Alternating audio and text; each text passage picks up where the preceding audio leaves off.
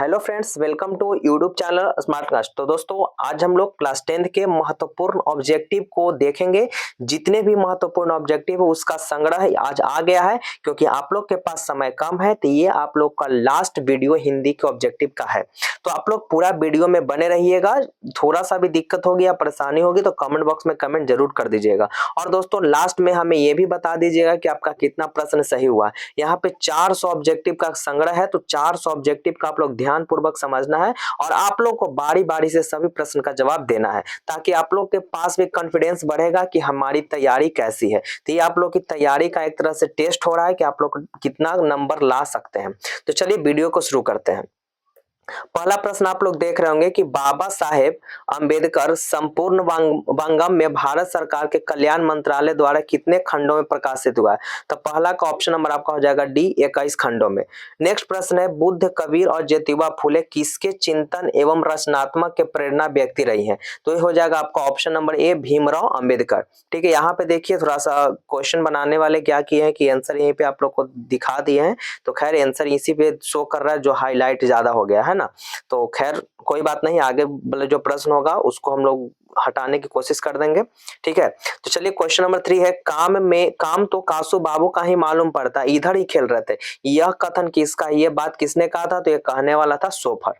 ठीक है, जो कि उसके घर में ये नौकर था। अगला प्रश्न की ओर बढ़ते हैं। रजनी लपककर किसने लपक कर मदन को हाथों से उठा लिया।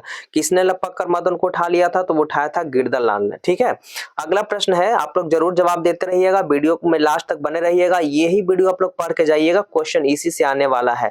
आप लोग की तैयारी कैसी है इस वीडियो से आप लोग को पता चल जाएगा और आप लोग का कॉन्फिडेंस भी पता चलेगा, है ना। तो चलिए अगले प्रश्न की ओर बढ़ते हैं। मदन पड़ोसियों के आवारा गर्दे छोकरों के साथ क्या कर रहा था। तो वो कर रहा था क्या, लट्टू नचा रहा था, है ना। चलिए नेक्स्ट है, मैक्स मूलर का जन्म कब हुआ था। तो मैक्स मूलर का जन्म 6 दिसंबर 1823 ईस्वी में हुआ था। अगले प्रश्न की ओर बढ़ते हैं। हितोपदेश का जर्मन भाषा में अनुवाद किसने किया। तो इसको अनुवाद करने वाले व्यक्ति थे मैक्स मूलर। देखिए यहीं पर आंसर आप लोग को थोड़ा सा टाइपिंग करने वालों थोड़ा गड़बड़ कर दिया है, लेकिन आगे वाले प्रश्न में आप लोग को ऐसा नहीं मिला। लगभग 20 से 22 प्रश्न में आप लोग को आंसर शायद सामने भी दिख सकता है, लेकिन उसके बाद से आंसर नहीं दिखेगा। तो वहां से आप लोग जरूर बताइएगा। यहाँ तो खैर आप लोग फटाफट आंसर देख के बोल देंगे, है ना, लेकिन ऐसा मत करिएगा, क्योंकि आप लोग का कॉन्फिडेंस यहाँ पे पता चलेगा। और आप लोग एकदम धैर्य पूर्वक पूरा वीडियो को देखिएगा। ऐसा नहीं कि लंबा वीडियो हो गया तो छोड़ देंगे तो आपको एग्जाम में प्रश्न छूटेगा। तो सब प्रश्न इसी से आने वाला, आप लोग एकदम लास्ट में बने रहिए। ठीक है, चलिए अगले प्रश्न की ओर बढ़ते हैं। मैक्स मूलर के अनुसार उनके यहाँ प्रचलित कहावतों और दंत कथाओं का प्रमुख स्रोत किसे माना गया। तो 8 का बिल्कुल करेक्ट आंसर ऑप्शन नंबर हो जाएगा डी, यानी कि बौद्ध धर्म को। नेक्स्ट प्रश्न की ओर बढ़ते हैं। दैवत विज्ञान का अर्थ क्या है। तो दैविक विज्ञान का अर्थ होता है देव विज्ञान। ठीक है, जो कि ऑप्शन नंबर आपका ए हो जाएगा। अगले प्रश्न की ओर बढ़ते हैं। चारु चंद्र लेख किनकी रचना है। चारु चंद्र लेख किसकी रचना, तो वह हजारी प्रसाद द्विवेदी की। ठीक है, हजारी प्रसाद द्विवेदी के। चलिए नेक्स्ट प्रश्न की ओर बढ़ते हैं। गौड़ देश के लोग कैसा नाखून रखना पसंद करते हैं। तो 11 का correct answer option number C हो जाएगा, बड़े बड़े। दोस्तों वीडियो कैसी लग रही है, अगर वीडियो अच्छी लग रही है तो वीडियो को जरूर लाइक कर दीजिएगा और चैनल पे पहली बार आएंगे तो इसको सब्सक्राइब भी जरूर कर लीजिएगा। और हाँ, आप लोग ध्यान पूर्वक वीडियो को जरूर देख लीजिएगा, क्योंकि सभी प्रश्न इसी से आप लोग को लड़ने वाले हैं। तो इस वीडियो में बने रहिएगा, वीडियो को स्किप बिल्कुल भी मत करिएगा। अगला प्रश्न करते हैं। आदमी के नाखून क्यों बढ़ते हैं। लेखक से यह किसने पूछा। तो ये पूछे थे उनकी छोटी बेटी ने, यानी कि उनकी छोटी लड़की ने। किनके छोटी लड़की, लेखक के छोटी लड़की ने। ठीक है, चलिए पुराने का मोह सब समय वांछनीय ही नहीं होता, यह किस शीर्षक पाठ की पंक्ति से लिया गया है। तो इसका ऑप्शन नंबर आपका बी हो जाएगा, नाखून क्यों बढ़ते हैं। चलिए आप लोग से एक कमेंट करिएगा 13 क्वेश्चन में, जो ऑप्शन बी है नाखून क्यों बढ़ते हैं, कि जो लेखक है वो कौन है। लेखक का नाम आप लोग जरूर बताइएगा, नंबर लिख करके लेखक का नाम जरूर लिखिएगा कि नाखून क्यों बढ़ते हैं, कि लेखक कौन है। चलिए अगले प्रश्न की ओर बढ़ते हैं। नागरी लिपि शीर्षक पाठ किस पुस्तक से लिया गया। तो वो लिया गया भारतीय लिपि की कहानी से। अभी देखिए आप लोग को आंसर जो सामने दिख रहा है, 20-25 क्वेश्चन पार होने के बाद आंसर आप लोग को वहां से गायब हो जाएगा। तो अभी आप लोग धैर्य पूर्वक वीडियो में बने रहिए और जितना भी होता है आप लोग जवाब देने की कोशिश करिएगा। अगले प्रश्न की ओर बढ़ते हैं। कोंकण के शिलाहार, मानेखेट के राष्ट्रकूट, देवगिरी के यादव तथा विजयनगर के शासकों के लेख किस लिपि में लिखा गया। तो आपका मिलेगा नंदी नागरी लिपि में। क्वेश्चन ऑप्शन नंबर डी हो जाएगा। नेक्स्ट है, दंती दुर्ग के बाद राष्ट्रकूटों की गद्दी पर कौन बैठा, राष्ट्रकूट की गद्दी पे कौन बैठा था, तो वो बैठने वाला व्यक्ति का नाम था कृष्ण प्रथम। अगले प्रश्न की ओर बढ़ेंगे, किसके गले में स्कॉट की तरह एक रुमाल बंधा था, बताइए। तो 17 का ऑप्शन नंबर बी हो जाएगा, यानी कि बहादुर। ठीक है, चलिए अगले चलते हैं। देखिए यहाँ पे क्वेश्चन में गड़बड़ाइएगा मत, गले में स्कॉट की तरह रुमाल बांधा हुआ था बहादुर, ठीक है। और जो गले में एक जो टाई लटकाया हुआ था वो आप लोग को मंगम्मा वाला चैप्टर में है ना, मंगम्मा देखती है उसको कि टाई लटकाया हुआ, तो वहां पे भी कुछ इस तरह का दिखने को मिलेगा। ठीक है, तो ध्यान रखिए, गले में स्कॉट की तरह रुमाल जो बांधा था वो बहादुर बांधा हुआ था, जो कि रेलवे स्टेशन पे दिखाई दिया था लेखक के साला को, है ना। नेक्स्ट है, सुखजीवी नामक उपन्यास किसने लिखा, तो सुखजीवी नामक उपन्यास अमरकांत साहब ने लिखे थे। अगला प्रश्न है, बहादुर का बाप कहाँ मारा गया, तो सभी बच्चों को पता है, अगर कहानी पढ़े होंगे तो बहादुर का बाप जो है वो युद्ध में मारा गया था, जो कि इसका ऑप्शन नंबर आपका क्या हो जाएगा, ए हो जाएगा करेक्ट। चलते हैं क्वेश्चन नंबर 20 की ओर। हिदायत शब्द का अर्थ क्या होता है, तो हिदायत का मतलब ही होता है चेतावनी, हिदायत का अर्थ होता है चेतावनी। आप लोग जरूर इस वीडियो को पूरा देखिएगा, क्योंकि प्रश्न जो है इसी वीडियो से आने वाला है, क्योंकि हम यहाँ पे पूरा कॉम्बिनेशन को इकट्ठा करके यहाँ पे आप लोग को मिला है। तो आप लोग धैर्य पूर्वक से एकदम पूरा क्वेश्चन को आप लोग देख लीजिएगा, क्योंकि तैयारी करना है। तो एक बार आप लोग जरूर वीडियो को देखिए और आप लोग अपने से बनाने की और अपने से आंसर बताने की कोशिश करिएगा। फिर अगले दिन हम लोग साइंस का लेकर के आ जाएंगे, अगला दिन साइंस लेंगे, आज हिंदी रहेगा, अगला दिन साइंस का ऑब्जेक्टिव लेके आएंगे, फिर एसएसटी का ले आएंगे। ठीक है, पांचों सब्जेक्ट हम लोग यहाँ पे लाने की कोशिश करेंगे। तो चलिए क्वेश्चन नंबर 31 है, प्रगतिशील आलोचना किन्हीं अमूर्त सिद्धांतों का संकलन नहीं है, वो साहित्य की परंपरा का क्या है, तो वो आपका हो जाएगा मूर्त ज्ञान, ऑप्शन नंबर बी करेक्ट हो जाएगा। चलते हैं 22 की ओर। रोन नदी के दूसरी ओर अविन्यो का एक और हिस्सा है जो लगभग स्वतंत्र है, तो उसका नाम क्या है, तो दोस्त उसका नाम था ला शत्रुज। ठीक है ना, ला शत्रुज। अगले प्रश्न की ओर बढ़ते हैं, साहिन्य शब्द का अर्थ क्या है, साहिन्य शब्द का अर्थ क्या आ जाएगा, तो 23 का ऑप्शन नंबर आपका डी हो जाएगा, सुशीर वाद्यों में शाह। अभी तो आप लोग का आंसर सामने सामने है, तो आप लोग को तो खैर सोचने में टाइम भी नहीं लग रहा होगा, लेकिन जब आंसर यहाँ से हटेगा तब थोड़ा आप लोग को जवाब देने में समय लगेगा और सोचने में भी समय लगेगा। उसके बाद आप लोग को भी पता चला है कि मेरी तैयारी कैसी है। और यहाँ पे 400 ऑब्जेक्टिव है, बिल्कुल हड़बड़ाई नहीं, ग्रामर भी है, व्याकरण ये सब आया हुआ है, काव्यखंड गद्यखंड वर्णिका सबका कॉम्बिनेशन यहाँ पे मिलेगा। ये आप लोग का लास्ट वीडियो है हिंदी का, जो कि 17 तारीख में गर्दा उड़ाने के लिए बहुत काफी है। ठीक है, तो सब प्रश्न यहीं से लड़ने वाले, आप लोग वीडियो में लास्ट तक जरूर बने रहिएगा। अगला प्रश्न है, लेखक श्रीनिवास किस साहित्य के प्रतिष्ठित रचनाकारों में से एक है, तो 24 का ऑप्शन नंबर आपका हो जाएगा ए, यानी कि कन्नड़ भाषा। चलते हैं क्वेश्चन नंबर 25 की ओर। साहित्य अकेडमी ने लेखक श्रीनिवास के कहानी संकलन सन्ना कथेगुलु को किस वर्ष पुरस्कृत किया गया था, तो वो किया गया था दोस्तों 1968, यानी कि ऑप्शन नंबर आपका बी करेक्ट होगा। चलते हैं क्वेश्चन नंबर 26। तुम्हारा क्या है माँ, तुम्हारे पास बैल है, पैसा है, तुम्हें क्या मैं पाल सकता हूँ, यह किसने कहा, बताइए किसने कहा, तो वो कहने वाला था मंगम्मा का बेटा, मंगम्मा का बेटा। चलिए अगले प्रश्न की ओर बढ़ते हैं। किस लेखक के कथा साहित्य में उड़िया का जीवन गहरी आंतरिकता के साथ प्रकट हुआ है, तो 27 का ऑप्शन नंबर बी हो जाएगा, सात कोड़ी होता। तो 27 का कमेंट में कमेंट करके बताइएगा कि सात कोड़ी होता के लेखक कौन है। ठीक है ना, सात कोड़ी होता किस शीर्षक के लेखक है, आप लोग ये बताइएगा कौन से शीर्षक के लेखक सात कोड़ी होता है। अगले प्रश्न की ओर बढ़ते हैं। लक्ष्मी किसके घर में काम करती थी, तो लक्ष्मी तहसीलदार के घर में काम करती थी, क्योंकि उसका पति जो था लक्ष्मण कलकत्ता में नौकरी करता था, जो कि उसके पैसा से इसका पूरा भरपाई नहीं हो पाता था, जिसके कारण वो तहसीलदार के घर में काम करती थी।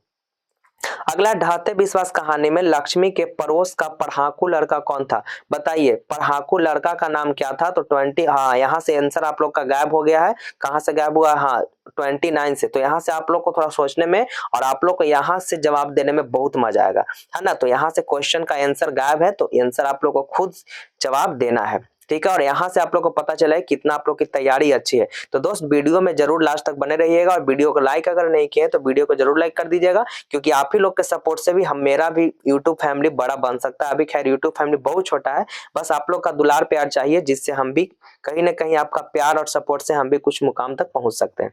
तो वीडियो को जरूर लाइक कर दीजिएगा, और शेयर अगर हो सके तो शेयर भी जरूर कर दीजिएगा। तो 29 का क्या होना चाहिए, तो 29 का ऑप्शन नंबर आपका हो जाएगा बी, यानी कि गुणनिधि। ढाते विश्वास में लक्ष्मी के जो पढ़ाकू लड़का था वो गुणनिधि था, और लक्ष्मी के बड़े बेटे का नाम क्या था दोस्तों, लक्ष्मी के बड़े बेटे का नाम था अच्युत।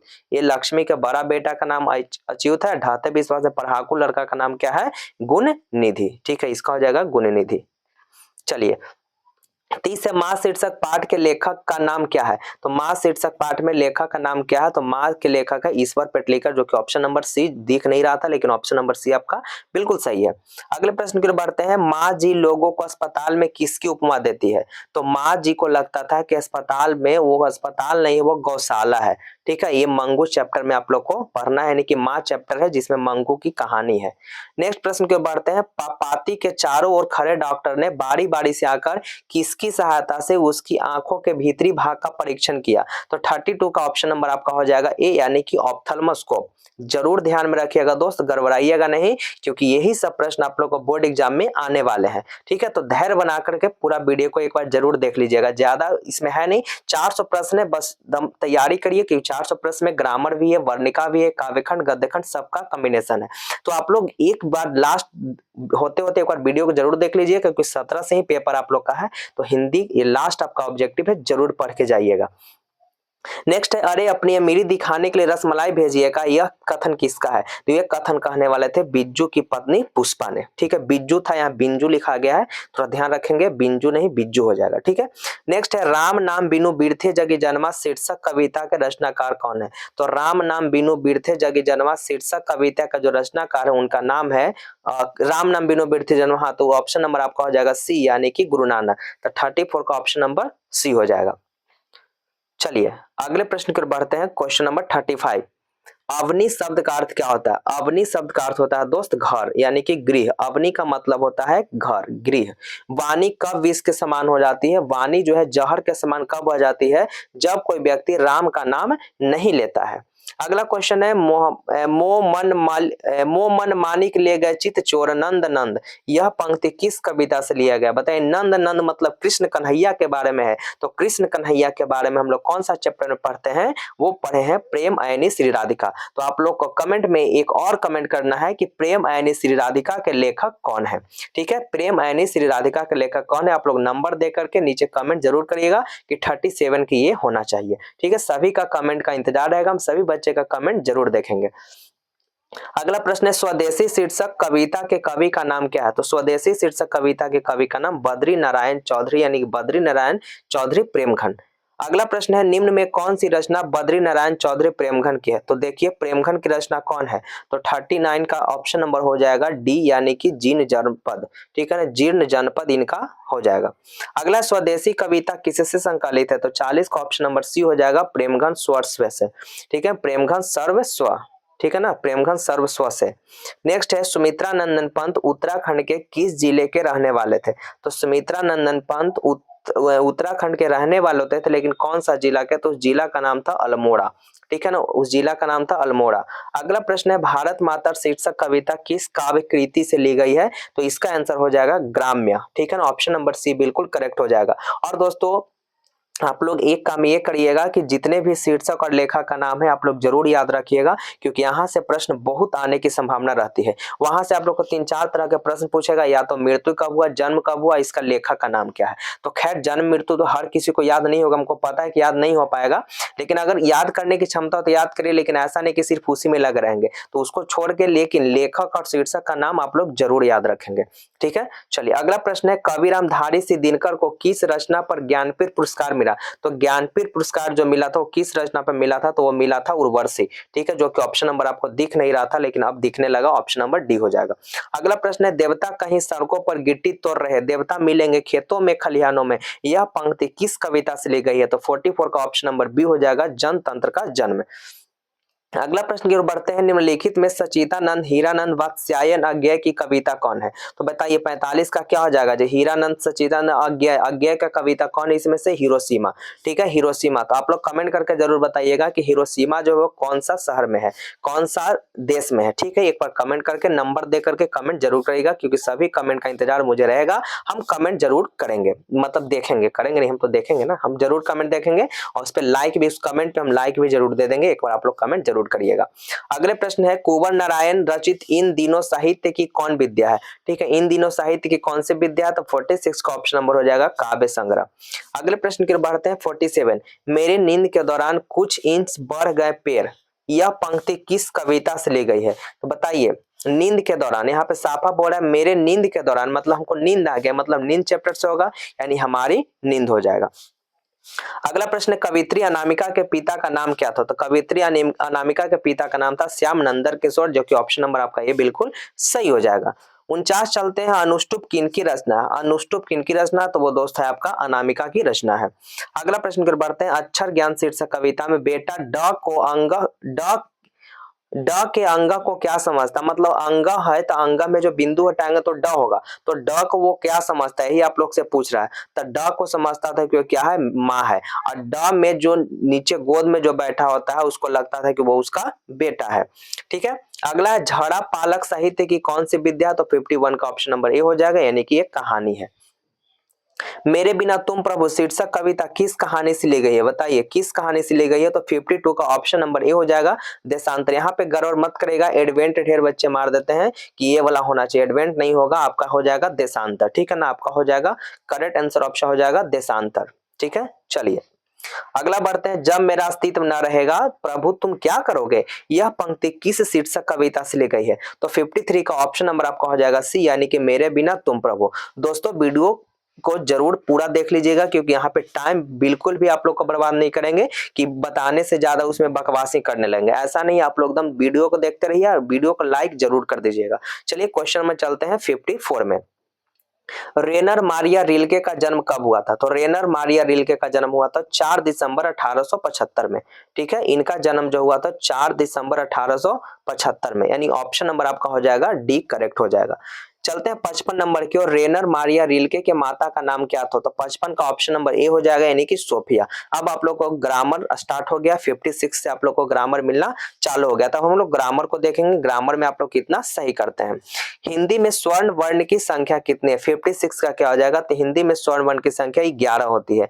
ठीक है, हिंदी में स्वर्ण वर्ण की संख्या 11 होती है। चलिए, आप व्यंजन वर्ण की संख्या 33 होती है, इस बात को भी ध्यान रखेंगे कि व्यंजन वर्ण की संख्या आपको होती है 33। ठीक है, व्यंजन कितने होते हैं दोस्त? व्यंजन होता है आपका 33 और स्वर आपका होता है 11, इस बात को ध्यान में रखेंगे। अगला निम्नलिखित में द्विगुण व्यंजन कौन है? तो 57 का ऑप्शन नंबर आपका हो जाएगा बी, यानी कि अंग। जितने भी जिसके नीचे आपका बूंदा बूंदा वाला मिलेगा वो समझ जाए कि वे द्विगुण व्यंजन ही होंगे, यानी कि यहाँ पे ऑप्शन नंबर आपका हो जाएगा बी। जैसे ड हो गया, ज के भी नीचे बिंदु मिलेगा, फ के भी नीचे कहीं कहीं बिंदु लिखता है तो आपका द्विगुण व्यंजन हो जाएगा। नेक्स्ट चलते हैं 58, योग न होने पर भी जो साथ रहे उसे क्या कहते हैं? योग न होने पर भी जो साथ रहे उसको हम लोग कहते हैं अयोगवाह, यानी कि ऑप्शन नंबर आपका सी बिल्कुल करेक्ट हो जाएगा। त का उच्चारण स्थान क्या है? तो त का उच्चारण स्थान आप लोग बोल के भी देख सकते हैं और इसका बोल के कमेंट बताइएगा कि क्या होना चाहिए। तो त का उच्चारण स्थान आपका दंत हो जाएगा। अगला प्रश्न निम्नलिखित में अघोष वर्ण क्या है? अघोष वर्ण क्या हो जाएगा? तो 60 का बिल्कुल correct answer option number C हो जाएगा, यानी कि ल। ठीक है ना, आपका अघोष वर्ण क्या हो जाएगा? ल। नेक्स्ट की ओर बढ़ते हैं, एक ही ध्वनि जब द्वित्व हो जाए तब वह कौन सी ध्वनि कहलाती है? तो 61 का ऑप्शन नंबर आपका हो जाएगा बी, यानी कि युग्मक ध्वनि। ये सब थोड़ा देखिएगा, नया नया है, आप लोग को क्वेश्चन जो थोड़ा नया नया भी आने को देखने को मिलेंगे, तो इस सब प्रश्न को आप लोग जरूर कवर करेंगे कि एक ही ध्वनि जब द्वित्व हो जाए तो वह कौन सी ध्वनि कहलाएगा? वह कहलाएगा युग्मक ध्वनिया। तो 61 का आपका बी बिल्कुल सही है। नेक्स्ट है, शयन शब्द का संधि विच्छेद क्या होगा? तो शयन का संधि विच्छेद हो जाएगा आपका से प्लस अन, ऑप्शन नंबर बी बिल्कुल सही हो जाएगा। चलते हैं 63 की ओर, निम्नलिखित में अशुद्ध शब्द कौन है? अशुद्ध शब्द जो है उसको बताइए, इसमें कौन गलत लिखा हुआ है? तो आप लोग को देखने से लग रहा है ज्योतसना पुलिकित यामिनीम, ज्योतसना, ये आपका बिल्कुल गलत लिखा हुआ, तो 63 का सी आपका करेक्ट हो जाएगा इसका आंसर, लेकिन अशुद्धिया में ज्योतसना है। ठीक है, चलते हैं 64 की ओर, निम्नलिखित चिन्हों में अल्प विराम चिन्ह कौन है? अल्प विराम बताइए, 64 का ऑप्शन नंबर हो जाएगा कॉमा जैसा जो दिख रहा है, यानी ऑप्शन नंबर डी आपका बिल्कुल सही होगा, अल्प विराम। नेक्स्ट है, स्वर संधि के कितने भेद होते हैं दोस्तों? स्वर संधि के आपका 5 भेद होते हैं, ऑप्शन नंबर ए बिल्कुल करेक्ट हो जाएगा। अगला चलते हैं क्वेश्चन नंबर 66, निम्नलिखित में जातिवाचक संज्ञा कौन है? तो जातिवाचक संज्ञा कौन है जिससे पूरे जाति का बोध होता है? जैसे यहाँ पर हो जाएगा नदी, और नदी में वही स्पेशली कोई नदी का नाम ले लेगा तो आपका हो जाएगा व्यक्तिवाचक संज्ञा। चलते हैं अगले प्रश्न की ओर, संज्ञा के किस रूप से व्यक्ति या वस्तु की नर या मादा जाति का बोध हो उसे व्याकरण में क्या कहते हैं? जिससे नर या मादा दोनों का बोध होता है तो उसे हम लोग क्या कहते हैं? तो 67 का ऑप्शन नंबर बी हो जाएगा, उसे हम लोग लिंग कहते हैं। जिससे नर और मादा यानी मेल और फीमेल दोनों का बोध हो। सिर्फ और सिर्फ मेल का बोध करेगा तो पुल्लिंग, और ये स्त्री का बोध करेगा, फीमेल का बोध करेगा तो स्त्रीलिंग हो जाएगा। नाखून शब्द कौन से लिंग है? नाखून, नाखून आपका कौन सा लिंग है? 68 का क्या होगा? तो 68 का ऑप्शन नंबर सी हो जाएगा, यानी कि पुल्लिंग है। चलते हैं अगले प्रश्न की ओर। निम्नलिखित में तत्सम शब्द कौन है? तत्सम शब्द आपका हो जाएगा इसमें से ओष्ठ। जो संस्कृत में आप लोग को अधिकतर वर्ड लिखने के मिलेंगे वो आपका तत्सम होता है, तो इसका ऑप्शन नंबर आपका हो जाएगा डी। ठीक है, नेक्स्ट चलते हैं। प्रियतम शब्द का स्त्रीलिंग रूप क्या होगा? तो प्रियतम का स्त्रीलिंग रूप क्या होगा? प्रियतमा। जिस प्रकार छात्र का स्त्रीलिंग छात्रा होता है उसी प्रकार प्रियतम शब्द का स्त्रीलिंग रूप प्रियतमा हो जाएगा। चलते हैं क्वेश्चन नंबर 71 की ओर। साधुओं की संगति से बुद्धि सुधरती है, यहां से किस कारक का उदाहरण है? साधुओं की संगति से बुद्धि सुधरती है, यहाँ पे किस कारण का बोध हुआ है? तो साधुओं की संगति से बुद्धि सुधरती है, तो यहाँ से किस कारक का उदाहरण है? से के बारे में पूछ रहा है, तो से आपका अपादान है कि करण कारक है? तो 71 का ऑप्शन नंबर आपका बी होना चाहिए, करण कारक, क्योंकि अपादान में भी से होता है, करण में भी से होता है, लेकिन साधुओं की संगति से बुद्धि सुधरती है तो कहीं साधु और बुद्धि का कॉम्बिनेशन अभी वहां पे है, तो इसी कारण से यहाँ पे जो से आपका करण कारक हो जाएगा। चलते 71 में। हिंदी में कुल कितने सर्वनाम है? तो हिंदी में सर्वनाम की संख्या आप लोग से पूछ रहा है, तो हिंदी में आपका 11 सर्वनाम है। हिंदी में सर्वनाम 11 है, यहाँ पे ध्यान रखेंगे। हिंदी में सर्वनाम जो है आपका 11 होता है, लेकिन सर्वनाम के जब भेद पूछेगा दोस्त, सर्वनाम का आपका भेद पूछेगा तो भेद आपका 6 होता है। ठीक है ना, सर्वनाम होता है 11 गो और सर्वनाम के आपका भेद पूछेगा तो आपका हो जाता है 6 गो। ठीक है, तो यहाँ पे आप लोग कंफ्यूज बिल्कुल भी मत होइएगा, ऐसा ऐसा प्रश्न आप लोग को देखने को जरूर मिलेंगे। चलते हैं अगले प्रश्न की ओर। 73 जिन क्रियाओं का व्यापार और फल कर्ता पर हो वो क्या कहलाती है? तो 73 का ऑप्शन नंबर हो जाएगा डी, यानी कि उसको कहते हैं अकर्मक क्रिया। चलते हैं 74 की ओर। मैं घड़ा भरता हूं, यह किस क्रिया का उदाहरण है? तो आपका हो जाएगा सकर्मक क्रिया, यानी कि ऑप्शन नंबर ए बिल्कुल सही हो जाएगा। अगला, भूतकाल के कितने भेद होते हैं? तो भूतकाल के आपका 6 भेद होते हैं, ऑप्शन नंबर बी बिल्कुल करेक्ट हो जाएगा। नेक्स्ट है, उत्पत्ति की दृष्टि से शब्द के कितने भेद होते हैं? तो उत्पत्ति की दृष्टि से शब्द के 4 भेद होते हैं। तो 76 का कमेंट करके आप लोग को बताना है कि वो चारों भेद कौन कौन होते हैं, कमेंट जरूर करिएगा। आप सभी का कमेंट हम देखेंगे और उस कमेंट पे हम कुछ ना कुछ रिस्पॉन्स जरूर देंगे। चलिए अगले प्रश्न की ओर बढ़ते हैं। घोटक शब्द क्या है? घोटक शब्द क्या है? तो घोटक इसमें क्या है? तत्सम है कि तद्भव है कि देशज है कि विदेशज है? तो 70 का ऑप्शन नंबर आपका हो जाएगा बी, यानी कि तद्भव। ठीक है, नेक्स्ट प्रश्न की ओर बढ़ते। एक मासिक स्वरों की संख्या कितनी? मात्रिक, एक मात्रिक स्वरों की संख्या कितनी है? तो एक मात्रिक स्वरों की एक मात्रिक स्वर, हाँ, एक मात्रिक स्वरों की संख्या आपकी होती है 4 होती है। ऑप्शन नंबर सी बिल्कुल करेक्ट हो जाएगा। वह शब्दांश जो किसी शब्द के अंत में जोड़ जाता है वो क्या कहलाता है? तो शब्द के अंत में जोड़ने वाले को हम लोग कहते हैं प्रत्यय। ठीक है ना, और आगे जुड़ेगा तो हो जाएगा उपसर्ग। नेक्स्ट प्रश्न की ओर बढ़ते हैं। निम्नलिखित में देशज शब्द कौन है? तो देशज शब्द आपका हो जाएगा जो देश का, जो अपना देश, अपना लैंग्वेज देश का हो जाएगा आपका चिड़िया। ठीक है, जो अब देहाती जो लैंग्वेज होता है उसी को देशज कहते हैं, तो चिड़िया आपका हो जाएगा। अगला, उपनिवेश शब्द में उपसर्ग क्या है? तो 81 का ऑप्शन नंबर डी हो जाएगा ऊनी। ठीक है ना, उपसर्ग पूछा जो आगे रहता है तो आपका हो जाएगा ऊनी। उपनिवेश में, अरे एक मिनट 81 का क्या बोल रहा है? उपनिवेश शब्द में उपसर्ग क्या? तो 81 का ऑप्शन नंबर बी हो जाएगा। सॉरी दोस्त, यहाँ पे गलत हो गया है। 81 का ऑप्शन नंबर आपका बी हो जाएगा। उपसर्ग पूछा है ना, तो उपसर्ग यहाँ पे जो है आपका हो जाएगा करेक्ट। 81 का आपका बी होगा। चलते हैं 82 क्या और। बोली शब्द में प्रत्यय कौन है? बोली शब्द में कौन सा प्रत्यय है? तो बोली में आपका दीर्घ ई है, तो आपका हो जाएगा ऑप्शन नंबर ए बिल्कुल सही है। 83 का क्वेश्चन क्या कह रहा है? निश्चय शब्द का विशेषण क्या होगा? तो निश्चय जो है आपका निश्चित वाचक, निश्चय शब्द का विशेषण तो निश्चित हो जाएगा। ठीक है, चलिए अगले प्रश्न की ओर बढ़ते हैं। प्रतिदिन शब्द कौन सा समास है? प्रतिदिन कौन सा समास है दोस्तों? प्रतिदिन यानी कि दिनम दिन, यानी प्रतिदिन, जो कि आपके अव्ययभाव समास हो जाएगा। किसी न किसी तरह, यह किस पदबंध का उदाहरण है? किसी न किसी तरह, यह किस पदबंध का उदाहरण है? तो यहाँ कहीं ना कहीं विशेषण का चर्चा हो रहा है। इसमें ना ही क्रिया दिया हुआ है, ना ही संज्ञा दिया हुआ है, ना ही क्रिया का विशेषण है, तो इसका मतलब विशेषण पदबंध आपका हो जाएगा। अगर आपका संज्ञा से क्वेश्चन आता तो संज्ञा पदबंध, जो कि हर एक इस क्वेश्चन में जितना भी अगर लास्ट तक बने रहेंगे तो सब तरह का प्रश्न आप लोग को मिलेंगे, वहां पे आप लोग को समझ में जल्दी आ जाएगा। तो वीडियो में लास्ट तक बने रहिएगा और वीडियो को शेयर जितना हो सके कर दीजिएगा। ठीक है, चलिए मैंने भोजन नहीं किया इसलिए मेरी भूख नहीं मिटी, यह किस वाक्य का उदाहरण है? तो आपका हो जाएगा संयुक्त वाक्य, क्योंकि यहाँ पे जोड़ा हुआ वाक्य है। मैंने भोजन नहीं किया पहला बात, अब भोजन नहीं किया तो इसी कारण से भूख लग गया तो दूसरा बात, इसका मतलब कहीं ना कहीं वाक्य को जोड़ रहा है, तो ये संयुक्त वाक्य हो जाएगा। अगला है चांद पर थूकना मुहावरे का अर्थ क्या हो जाएगा? चांद पर थूकना मुहावरे का अर्थ हो जाएगा व्यर्थ निंदा करना, ठीक है ना, व्यर्थ निंदा करना। ऑप्शन नंबर सी बिल्कुल सही होगा। अगला है सुलभ शब्द का विलोम शब्द क्या होगा? तो सुलभ का विलोम शब्द आपका हो जाएगा दुर्लभ, ऑप्शन नंबर डी बिल्कुल करेक्ट है। नेक्स्ट है तालाब शब्द का पर्यायवाची शब्द क्या होगा? तो तालाब का पर्यायवाची शब्द हो जाएगा तड़ाग, ठीक है, तड़ाग तालाब को ही बोलते हैं। नेक्स्ट है निम्नलिखित शब्दों में अशुद्ध शब्द कौन है? जो इसमें आपको अशुद्ध दिख रहा है वो आपको बताइए, अशुद्ध शब्द कौन है? तो 90 का क्या हो जाएगा? उज्जवल, ठीक है ना। ऐसे तो उज्जवल भी करेक्ट ही लिखा हुआ है, लेकिन उज्जवल में आपका नहीं, उज्जवल भी सही, साप्ताहिक भी प्रेयसी, इसमें तो मेरे को लगता है कि सब सही है, तो इसको अभी रहने देते हैं क्योंकि मेरे ख्याल से इसमें सब सही लग रहा है, ठीक है। तो 90 को अभी हम छोड़ देते हैं। 91 है निम्नलिखित शब्दों में अशुद्ध वाक्य कौन है? 91 में निम्नलिखित में अशुद्ध वाक्य कौन है? तो 91 का आपका ऑप्शन नंबर ए हो जाएगा कि उसने जल्दी घर आना था, उसे जल्दी घर आना था सही होता, लेकिन उसने जल्दी घर आना था ये आपका गलत है। 92 की ओर बढ़ते हैं। उद्योग शब्द का संधि विच्छेद क्या होगा? तो उद्योग का संधि विच्छेद हो जाएगा उत प्लस योग, ठीक है ना। उद्योग का संधि विच्छेद हो जाएगा उत प्लस योग यानी कि उद्योग, यानी ऑप्शन नंबर ए बिल्कुल करेक्ट हो जाएगा। नेक्स्ट स के उच्चारण में जिह्वा किस को स्पर्श करती है? तो 93 का ऑप्शन नंबर हो जाएगा बी यानी कि होस्ट को। चलिए नेक्स्ट है मेहतर शब्द का स्त्रीलिंग रूप क्या होगा?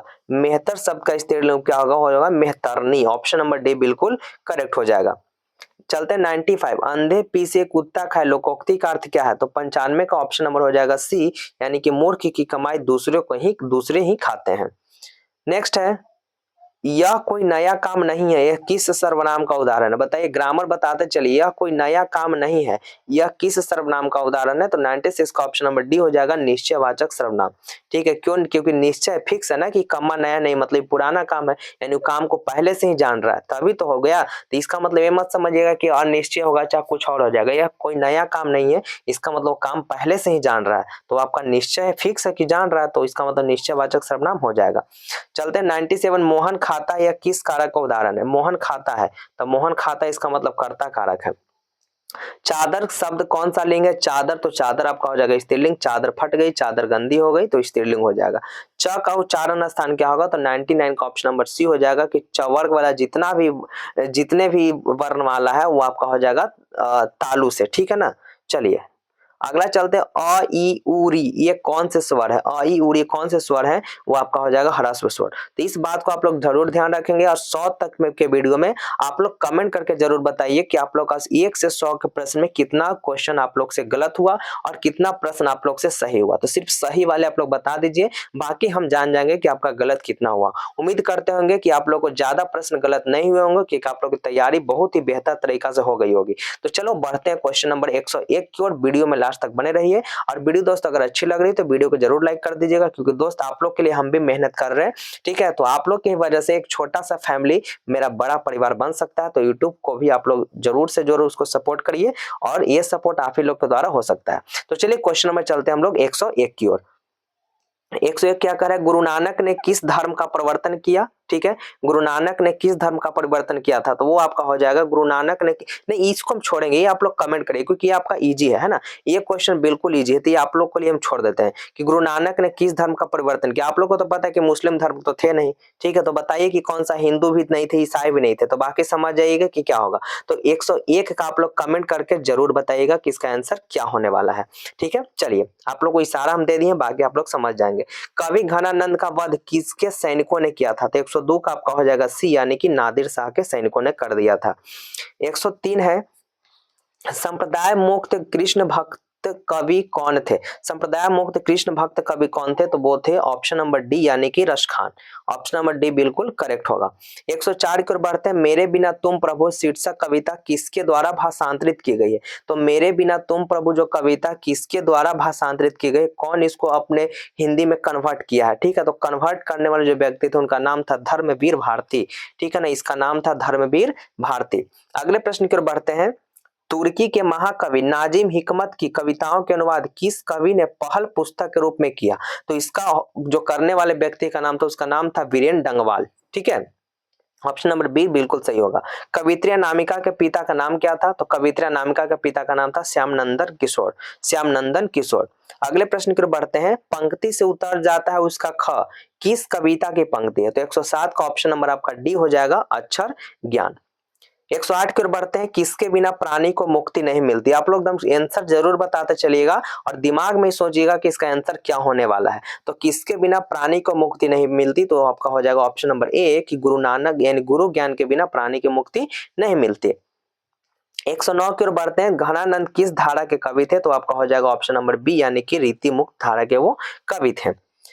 कवि बद्री नारायण चौधरी प्रेमगन का जन्म कब हुआ था? तो प्रेमगन का जन्म आपका 1855 में हुआ था। हम जानते हैं कि आप लोग को जन्म और मरण याद नहीं रहेगा, लेकिन कोशिश जरूर करिएगा क्योंकि ऐसा ऐसा प्रश्न आप लोग को देखने को मिलेंगे। तो आप लोग वीडियो में लास्ट तक बने रहिएगा और पूरा जवाब देने की कोशिश करिएगा। अब आप लोग को 101 से लेकर के 200 के बीच में कितना प्रश्न सही होता है आप लोग कमेंट करके जरूर लास्ट में बताइएगा। अगले प्रश्न की ओर बढ़ते हैं। गुरु नानक की रचनाओं का संग्रह किसने किया? तो वो करने वाले व्यक्ति थे गुरु अर्जुन देव। ऑप्शन नंबर बी बिल्कुल सही हो जाएगा। 112 की ओर बढ़ रहे हैं। इन मुसलमान हरिजन पै कोटिन हिंदू वार्य, यह किस कवि का कथन है? तो 112 का ऑप्शन नंबर आपका हो जाएगा डी यानी कि भारतेंदु हरिश्चंद्र। राजा हरिश्चंद्र याद मत कर लीजिएगा, भारतेंदु हरिश्चंद्र इसका सही हो जाएगा। अगले प्रश्न की ओर बढ़ेंगे। प्रेम अयनी श्री राधिका शीर्षक कविता में कवि ने माली और मालिनी किसे कहा है? कवि ने माली और मालिनी किसे कहा? तो वो कहा है राधा कृष्णा को। किसे कहा है? राधा कृष्ण को। ठीक है, चलिए चलते हैं अगला क्वेश्चन की ओर। क्वेश्चन नंबर चलते हैं हम लोग 114 की ओर। स्वदेशी शीर्षक कविता किससे संकलित है? तो स्वदेशी जो प्रेमघन सर्वस्व से यानी कि प्रेमघन से। ठीक है, चलिए नेक्स्ट है। युगपत किस कवि की रचना है? युगपत, युगपत किनकी रचना? तो वह दोस्त सुमित्रा नंदन पंत की। नेक्स्ट प्रश्न की ओर बढ़ेंगे। ग्रामीण जीवन का यथार्थ चित्रण प्रेमघन रचित किस काव्य में किए हैं? तो वो किए हैं जीर्ण जनपद में यानी कि ऑप्शन नंबर सी बिल्कुल करेक्ट हो जाएगा। चलते हैं। मीर मुंशी जानकर किस कवि का वध किया? मीर मुंशी जानकर किस कवि का वध किया था? तो करने वाले व्यक्ति जो नाम था उनका नाम था घनानंद। ठीक है ना, घनानंद। अगले प्रश्न की ओर बढ़ेंगे। 30 कोटि संतान नग्न तन, यह पंक्ति किस शीर्षक कविता से ली गई है? तो वो ले गई है भारत माता से। ठीक है, वो आपका ले गया है भारत माता से। निम्नलिखित में कौन कविता भारत में जनतंत्र के उदय का जय घोष है? तो 119 का ऑप्शन नंबर आपका डी हो जाएगा, जनतंत्र का जन्म। चलते हैं 120 की ओर। एक बूंद सहसा उछली किसकी रचना है? एक बूंद सहसा उछली यह किसकी रचना है? तो वो थे सचिदानंद हीरानंद वात्स्यायन अज्ञेय यानी ऑप्शन नंबर ए बिल्कुल करेक्ट होगा। चलते हैं 121 में। आज्ञा शब्द कौन सा लिंग है? आज्ञा शब्द कौन सा लिंग है? तो आज्ञा आपका हो जाएगा स्त्रीलिंग। ठीक है, आज्ञा आपका हो जाएगा स्त्रीलिंग। वाष्प क्या है? वाष्प क्या है? तत्सम तद्भव देशज विदेशज। तो वाष्प जो है आपका तत्सम शब्द है। ठीक है, इसका ऑप्शन नंबर ए हो जाएगा। चलते हैं 123 की ओर। श्रीमान शब्द का स्त्रीलिंग क्या होगा? तो श्रीमान का स्त्रीलिंग आपका श्रीमती हो जाएगा। 124 प्रश्न क्या कह रहा है? लड़का का बहुवचन क्या होगा? तो लड़का का बहुवचन हो जाएगा लड़के। इसको भी ध्यान में रखेंगे। ठीक है, लड़का का बहुवचन लड़के होगा। दोस्तों आप लोग वीडियो को जरूर लाइक कर दीजिएगा और हाँ एकदम एक बार वीडियो को पूरा देख लीजिए। सभी प्रश्न यहीं से फंसने वाले हैं, तो आप लोग वीडियो को लास्ट तक एकदम देखते रहिएगा और कमेंट जब जब हम बोलेंगे आप लोग कमेंट जरूर करिएगा। उससे हम लोग को थोड़ा सा ये भी लगता है कि चले भाई बच्चे की तैयारी कैसी चल रही है। ठीक है, चलिए क्वेश्चन 125 है। संज्ञा सर्वनाम के जिस रूप से वाक्य के अन्य शब्दों के साथ उनका संबंध सूचित हो तो उसे क्या कहते हैं? तो इसको कहते हैं हम लोग दोस्त कारक। ऑप्शन नंबर डी बिल्कुल करेक्ट होगा। 126 है। में पर किस कारक की विभक्ति है? में पर किस कारक की विभक्ति है? तो आपका हो जाएगा अधिकरण कारक जो कि ऑप्शन ए पे दिख रहा है। चलते हैं 127 में। हिमालय से गंगा निकलती है किस कारक का उदाहरण है? हिमालय से गंगा निकलती है वो है दोस्त आपका अपादान कारक, क्योंकि हिमालय और गंगा दोनों आपस में अलग हो रहे हैं, तो अलग होने के लिए अपादान कारक का प्रयोग होता है और साथ में रहने के लिए करण कारक का प्रयोग होता है। हिंदी में कितने सर्वनाम है? देखिए अब बार बार क्वेश्चन जो है कुछ क्वेश्चन जो ऐसा भी होगा जो आप लोग को रिपीट होते मिलेंगे। तो हिंदी में सर्वनाम की संख्या 11 है, लेकिन सर्वनाम के भेद की संख्या 6 है। ठीक है, चलिए, मेरा एक कुत्ता जो भोपाल से लाया गया है, यह किस सर्वनाम का उदाहरण है? तो वह है दोस्त आपका संबंधवाचक सर्वनाम, संबंधवाचक सर्वनाम। चलते हैं अगले प्रश्न की ओर। जो संज्ञा सर्वनाम की विशेषता बताए उसे क्या कहते हैं? तो संज्ञा सर्वनाम की विशेषता वाले शब्द को हम लोग क्या कहते हैं? विशेषण। क्या कहते हैं दोस्त? विशेषण। अगले प्रश्न है, मंगम्मा को किसके साथ विवाद था? मंगम्मा को किसके साथ विवाद था? तो मंगम्मा को नजम्मा के साथ विवाद था, तो नजम्मा उनकी बहू थी। इसको भी ध्यान में आप लोग रखेंगे। अगला, सात कोई होता किस भाषा के कवि थे? तो सात कोई होता के लेखक किस भाषा के? तो वो थे उड़िया भाषा के, जो कि उड़ीसा वाला कहानी लिखे हैं। ढाते विश्वास शीर्षक कहानी में तूफान में किसका घर टूट गया था? तो तूफान में जो घर टूटा था वो लक्ष्मी का टूट गया था। नेक्स्ट प्रश्न की ओर बढ़ते हैं। किसे महसूस हुआ कि पृथ्वी और आकाश के बीच घुटन महसूस होती है, यानी घुटन भरी हुई है? तो वो महसूस हुआ था सीता को। ठीक है ना, किसको महसूस हुआ था? सीता को। अगले प्रश्न की ओर बढ़ते हैं। बिज्जू की पत्नी का नाम क्या था? ये सभी बच्चों को पता होगा कि बिज्जू की पत्नी का नाम था पुष्पा। ठीक है, बिज्जू की पत्नी का नाम क्या था दोस्त? पुष्पा। आप लोग जरूर बताइएगा कि भाबड़ी और राधा किसकी पत्नी थी। एक बार आप लोग कमेंट करके जरूर बताएंगे कि राधा और भाबड़ी किसकी पत्नी थी। मीरा तो खैर इसमें है ही नहीं, लेकिन राधा भाबड़ी का नाम आप लोग बताइए कि उनके पति का नाम क्या है। नगर शीर्षक पाठ में अम्लराज को कितना नंबर कमरा दिखलाने के लिए कहा गया था? बताइए, कितना नंबर कमरा दिखलाने के लिए बोला गया था जब मंगम्मा को दिखाने के लिए हॉस्पिटल में ले गया? तो 136 का ऑप्शन नंबर सी हो जाएगा आपका 48 नंबर। ठीक है, चलिए। पहले दिन पपाती को क्या था? पहले दिन पपाती को क्या था? एक नॉर्मल सी लग रहा था कि बुखार है ना, इसका मतलब बुखार था। अगला है, मां शीर्षक कहानी में किसने अपने बड़े पुत्र को घर आने के लिए पत्र लिखवाया? तो लिखवाया था माँ जी ने। ठीक है ना, माँ जी ने बोला था कि अपना बेटा को घर आने के लिए बुलाया था ताकि मंगू को वो अस्पताल में ले जाके इलाज करवाने में मदद करे। अगला प्रश्न है, खून की सगाई किसकी प्रसिद्ध कहानी है? खून की सगाई किसकी प्रसिद्ध कहानी है? तो वह दोस्त आपका खून की सगाई। तो खून की सगाई के जो लेखक वो आपका ईश्वर पेटलीकर है। कौन है दोस्त? ईश्वर पेटलीकर। चलिए, अगला प्रश्न की ओर बढ़ते हैं। 140, कटक शहर को बाढ़ की चपेट से बचाने के लिए किसने पत्थर का बांध बनवाया था? तो वो बनवाया था महाराज ययाति केसरी ने। ठीक है। अगला प्रश्न है, गायक शब्द में प्रत्यय कौन है? गायक शब्द में प्रत्यय कौन है? तो देखिए, जब भी उपसर्ग और प्रत्यय पहचाना तो इसका संधि विच्छेद कर दीजिए, आपको आराम से बन जाएगा। तो गायक तो गय प्लस अक, इसका संधि विच्छेद होता है गय प्लस अक। ठीक है, तो इसके में प्रत्यय पूछा तो प्रत्यय पीछे वाला होता है जो कि आपका अक हो जाएगा। अगला प्रश्न है, तालु शब्द का विशेषण क्या होगा? तो तालु शब्द का जो विशेषण हो जाएगा वो तालव्य होगा, यानी 142 का ऑप्शन नंबर आपका डी हो जाएगा, तालव्य। 143 है, संधि में किनका योग होता है? संधि में किनका योग होता है? तो संधि में दो वर्णों का मेल होता है। योग का मतलब मेल, तो दो वर्णों के मेल से जो विकार उत्पन्न होता है उसी को संधि कहते हैं। 144 की ओर बढ़ेंगे। क्या कहता है 144 प्रश्न? जिनमें पूर्व पद की प्रधानता हो और समास पद अव्यय हो तो उसे कौन सा समास कहते हैं? तो इसको हम लोग कहते हैं दोस्त अव्ययी भाव समास। ऑप्शन नंबर बी आपका करेक्ट हो जाएगा। रोगग्रस्त कौन सा समास है? रोगग्रस्त यानी रोग से ग्रस्त आपका कौन सा समास है? तो जिसमें तोड़ने पर अगर कारक का चिन्ह आ रहा है तो आपका तत्पुरुष समास हो जाएगा। तो रोग से ग्रस्त यहाँ पे से आपका कारक का चिन्ह तो यहाँ पे हो जाएगा तत्पुरुष समास, लेकिन तोड़ने के लिए आप लोग का तरीका सही होना चाहिए। ऐसा नहीं कि जो तोड़ देंगे आप बोलिए कि तत्पुरुष हो गया।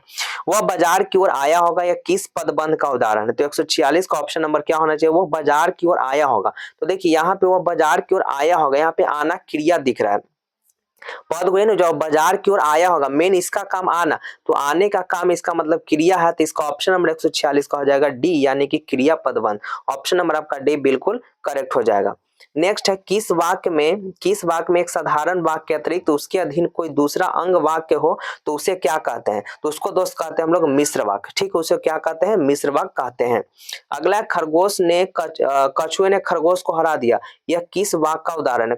खरगोश ने कछुए को हरा दिया, वो किस वाक्य का उदाहरण है? खरगोश ने कछुए को हरा दिया तो सिंपल वाक्य, इसका मतलब वो सरल वाक्य हो जाएगा। ठीक है। निम्नलिखित में शुद्ध वाक्य कौन है? इसमें से शुद्ध कौन आप लोग को देखने में लग रहा है? देखने में तो सभी लगता है कि शुद्ध है, लेकिन इसमें शुद्ध जो है मकड़ी जाला बुन रही है, ये आपका बिल्कुल शुद्ध हो जाएगा। ऐसे पढ़ेंगे तो आपको सब शुद्ध ही दिखेगा। नेक्स्ट है, गणेश शब्द का पर्यायवाची शब्द क्या होगा? तो गणेश को हम लोग एक दंत भी बोलते हैं। एक दंत गया दंत है ना, सॉन्ग है ना, तो इस सॉन्ग से ही पता चलेगा कि वो गणेश को समर्पित होता है। 151 की ओर बढ़ेंगे। लेखक हजारी प्रसाद द्विवेदी ने दयनीय जीव किसे कहा है? तो 151 का बिल्कुल सही हो जाएगा, अल्पज्ञ पिता को, यानी ऑप्शन नंबर ए बिल्कुल सही हो जाएगा। अगला है, किस शासक ने ऐसा सिक्का चलाया जिस पर नागरी लिपि में रामासीय शब्द अंकित है? रामासीय शब्द अंकित है, वो कौन सा चलाया था, किस शासक ने? वो तो वह चलाया था अकबर ने। ऑप्शन नंबर बी आपका सही हो जाएगा। चलते हैं 53 की ओर। चंद्रगुप्त द्वितीय यानी कि विक्रमादित्य का व्यक्तिगत नाम क्या है? चंद्रगुप्त द्वितीय का व्यक्तिगत नाम क्या है? तो 153 का ऑप्शन नंबर सी हो जाएगा, उनका नाम था, व्यक्तिगत नाम है देव। अगले प्रश्न की ओर बढ़ेंगे। कर्नाटक प्रदेश का श्रवण बेलगोल स्थान किसका प्रसिद्ध तीर्थ स्थल है? तो 154 का ऑप्शन नंबर हो जाएगा डी, यानी कि जैनों का। ठीक है, ऑप्शन नंबर डी बिल्कुल करेक्ट होगा। 155 है, बहादुर शीर्षक पाठ में किसकी कहानी है? बहादुर में किसका कहानी है ऑप्शन के अनुसार? तो ऑप्शन के अनुसार देखा गया है तो बहादुर जो है इसमें नेपाली गवई गोरखे यानी एक लड़का का कहानी है जो कि नेपाल का है। अगला प्रश्न है, बहादुर से मार खाकर भैंस भागी भागी किसके पास आ गई थी? तो वो चला गया था बहादुर की माँ के पास। बहादुर के माँ के पास आया तो बहादुर भी अपनी माँ से खूब पिटाता है, जैसे कल्पना करते हैं कि भैंस को कैसे मारा होगा, है ना। बाकी कहानी पढ़ेंगे तो उस कहानी में आप लोगों को समझ में आएगा, इतना बोलेंगे तो शायद जो नहीं कभी पढ़े होंगे उसको समझ में नहीं आएगा। अगला 157, बड़े भाई किस लेख की रचना है? बड़े भाई जो लेख है वो कौन सा लिखे हैं कौन? वो लिखने वाले व्यक्ति थे रामविलास शर्मा, एक लिखे थे उपन्यास जो कि नाम है बड़े भाई। नेक्स्ट, दक्षिण भारत में मंगल नाग स्वरम की तरह सहनाई किसकी मंगल ध्वनि की संपूरक है? तो 158 का ऑप्शन नंबर हो जाएगा प्रभाती की, यानी कि ऑप्शन नंबर डी बिल्कुल सही होगा। 159 की ओर बढ़ते हैं। मरते दम तक न सहनाई छूटेगी ना काशी, मरते दम तक न सहनाई छूटेगा ना ही काशी जाने के लिए छूटेगा, यह कथन किसका? ये कहने वाले व्यक्ति थे जिनका नाम है बिस्मिल्लाह खां। ऑप्शन नंबर ए बिल्कुल सही हो जाएगा। चलते हैं 160 की ओर। नसीहत शब्द का अर्थ क्या होगा? तो नसीहत शब्द का अर्थ क्या हो जाएगा? तो नसीहत का अर्थ होता है शिक्षा, यानी ऑप्शन नंबर बी बिल्कुल करेक्ट होगा। 161 है, गांधी जी को महात्मा की उपाधि किसने दी? तो वो देने वाले व्यक्ति का नाम था रविंद्रनाथ टैगोर, जो कि ऑप्शन नंबर आपको सी में दिख जाएगा। चलते हैं 162 की ओर। मैं चाहता हूं कि सब देशों की संस्कृतियों की हवा मेरे घर के चारों ओर अधिक से अधिक स्वतंत्रता के साथ बहती रहे, यह कथन किसका है? तो 162 का ऑप्शन नंबर हो जाएगा डी, यानी कि महात्मा गांधी। तो दोस्त वीडियो कैसी लग रही है? अगर वीडियो अच्छी लग रही है तो वीडियो को जरूर लाइक कर दीजिएगा, और लास्ट में जैसे 200 प्रश्न पूरा होगा तो एक बार कमेंट करके आप लोग जरूर बताइएगा कि मेरा इतना सही है और कितना गलत है। ठीक है, जरूर बताइएगा। उम्मीद तो करते होंगे कि आप लोग का कम ही गलत होगा, क्योंकि 162 में चल गए हैं, तो हमको ऐसा पूर्ण उम्मीद है कि 150 तक तो आप लोग बिल्कुल सही ही किए होंगे, क्योंकि तैयारी तो आप लोग जरूर ही कर रहे होंगे। ठीक है, तो चलिए चलते हैं क्वेश्चन नंबर 163 की ओर। श्रम विभाजन और जाति प्रथा शीर्षक पाठ के लेखक का नाम क्या है? तो 163 का ऑप्शन नंबर ए हो जाएगा भीमराव अंबेडकर। चलते हैं 164, 20 के दांत शीर्षक पाठ किस कहानी से लिया गया? 20 के दांत किस कहानी से लिया गया है? तो 164 का हो जाएगा बी, यानी कि 20 के दांत तथा अन्य कहानी, मतलब 20 के दांत कहानी का ही नाम बता रहा है, तो यही आप लोग को ले लेना है। अगला, बहादुर शीर्षक पाठ के लेखक के बड़े लड़का का नाम क्या है? तो लेखक के बड़े लड़का का नाम था आपका किशोर। ठीक है, लेखक के जो बड़ा लड़का उसका नाम क्या था? किशोर, जो कि कासो चैप्टर यानी 20 के दांत में पढ़ना है। निम्नलिखित में कौन हिंदी आलोचना के महत्वपूर्ण हस्ताक्षर थे? तो 166 का ऑप्शन नंबर हो जाएगा डी, यानी कि रामविलास शर्मा। चलते हैं 167 की ओर। मेघदूत का जर्मन पदानुवाद किसने किया? मेघदूत का जर्मन भाषा में अनुवाद किसने किया था? तो करने वाले व्यक्ति का नाम था मैक्स मुलर। ऑप्शन नंबर आपका ए बिल्कुल करेक्ट होगा। 168 है, हजारी प्रसाद द्विवेदी का जन्म किस वर्ष हुआ था? तो हजारी प्रसाद द्विवेदी का जन्म सन 1907 में हुआ था। 168 के बाद 69 देखते हैं। नाखूनों का बढ़ना मनुष्य की किस वृत्ति का परिणाम है? नाखूनों का बढ़ना मनुष्य की किस वृत्ति का परिणाम है? तो 169 का ऑप्शन हो जाएगा बी, यानी कि पाश्विक वृत्ति, यानी कि पशु के वृत्ति को दिखाता है कि अभी भी हम लोग पशुता है, मतलब ऐसा नाखून क्यों बढ़ते हैं चैप्टर में बताया गया है। चलते हैं अगले प्रश्न की ओर। धारा नगरी का कौन शासक अपने विद्यानुराग के लिए इतिहास में प्रसिद्ध है? तो 170 का क्या होना चाहिए बाबू? तो होना चाहिए परमार शासक भोज, यानी ऑप्शन नंबर सी बिल्कुल सही हो जाएगा। चलते हैं अगला, स्वर के उच्चारण में लगने वाले समय के आधार पर स्वर्ण वर्ण के कितने भेद होते हैं? तो स्वर के उच्चारण में लगने वाले उच्चारण के आधार पर, नहीं, इसका हो जाएगा ऑप्शन नंबर 3। चलते हैं 172 में च का उच्चारण स्थान क्या हो जाएगा? तो च का उच्चारण स्थान आपका ऑप्शन नंबर हो जाएगा सी, यानी कि तालु। ठीक है, च का उच्चारण स्थान आपका हो जाएगा तालु। ऑप्शन नंबर सी बिल्कुल सही है। 173 निम्नलिखित में अंतःस्थ व्यंजन कौन है? अंतःस्थ व्यंजन आप लोग को पकड़ना है, तो अंतःस्थ व्यंजन कौन हो जाएगा? तो आपका अंतःस्थ यार अल्लाह हुआ होता है, जो कि आपका ऑप्शन नंबर डी बिल्कुल दिख रहा है। एक मात्रिक स्वर निम्न में कौन है? एक मात्रिक स्वर आपसे पूछ रहा है, तो एक मात्रिक स्वर जो हो जाएगा आपका ह्रस्व स्वर हो जाएगा, जिसमें ह्रस्व दीर्घ ये अ, तो ये सब एक मात्रिक स्वर है। जैसे दीर्घ दीर्घ दीर्घ ई आएगा तो ई लिखने के बाद ऊपर माथा पर जो टेढ़ा जैसा लिखते हैं, चांद जैसा जो करते हैं, उसमें डबल आ गया ना, तो उसको नहीं करना, जो सिंगल में लिखा आएगा उसको एक मात्रिक स्वर कहते हैं। अगला है मुक्ताक्षर की अंतिम ध्वनि क्या होती है? तो मुक्ताक्षर की अंतिम ध्वनि जो होगा आपका स्वर हो जाएगा। अगले प्रश्न पर बढ़ते हैं। यद्यपि शब्द का संधि विच्छेद क्या होगा? यद्यपि का संधि विच्छेद हो जाएगा यदि, जो रपी, यानी कि ऑप्शन नंबर सी बिल्कुल सही होगा। निम्नलिखित में शुद्ध वाक्य कौन है? शुद्ध शब्द, निम्नलिखित में शुद्ध शब्द कौन है? तो इसमें शुद्ध जो आपका दधीची आपका बिल्कुल शुद्ध लिखा गया है। अगले प्रश्न पर बढ़ेंगे। निम्नलिखित चिन्हों में इकहरा उदाहरण चिन्ह कौन है? उदाहरण चिन्ह आपसे पूछ रहा, तो उदाहरण चिन्ह जो ऊपर डबल वाला दिख रहा है वही आपका उदाहरण चिन्ह हो जाएगा। चलते हैं 179 में। 179 क्या करा? त्र क्या है? त्र इसमें से क्या है? ऑप्शन के अनुसार क्या हो जाएगा? तो त्र आपका संयुक्त व्यंजन हो जाएगा, ठीक है ना, त्र आपका संयुक्त व्यंजन हो जाएगा। अगले प्रश्न पर बढ़ेंगे। उस विकारी शब्द को क्या कहते हैं जिससे किसी विशेष वस्तु, भाव और जीव के नाम का बोध हो? तो 180 का बिल्कुल correct answer option number C होना चाहिए, वो आपका होता है दोस्त संज्ञा, ठीक है, वो आपका क्या हो जाएगा? संज्ञा। अगला अंतर्मुखी शब्द का विलोम शब्द क्या होगा? अंतर्मुखी शब्द का विलोम शब्द क्या होगा? तो वो हो जाएगा बहुत बहिर्मुखी, अंतर्मुखी का हो जाएगा बहिर्मुखी। 182 है। जो ईश्वर में विश्वास करता है के लिए शब्द है, तो जो ईश्वर में विश्वास करता है उसको हम लोग बोलते हैं आस्तिक, और जो ईश्वर में विश्वास नहीं करता है उसको बोलते हैं नास्तिक। जो नहीं करेगा तो नास्तिक, विश्वास करेगा तो आस्तिक। अगला है उगल देना मुहावरे का अर्थ क्या होगा? उगल देना मुहावरे का अर्थ हो जाएगा गुप्त बात को प्रकट कर देना, मतलब जो बात छिपा कर रखना था उसको सामने प्रकट कर दिया। अगला है आकाश शब्द का परवर्ती शब्द क्या होगा? तो आकाश शब्द का परवर्ती शब्द ऑप्शन के अनुसार होना चाहिए गगन, बाकी और भी नाम होता है लेकिन इसमें गगन है तो गगन ही मारेंगे। 185 है। आगामी शब्द का विलोम शब्द क्या है? आगामी शब्द का विलोम शब्द क्या हो जाएगा? विगत, ऑप्शन नंबर ए बिल्कुल सही हो जाएगा। बिना पलक गिराए के लिए एक शब्द क्या होगा? बिना पलक गिराए के लिए एक शब्द हो जाएगा अपलक, ठीक है ना, बिना पलक गिरा मतलब अपलक, डायरेक्टली हो गया इसका आंसर।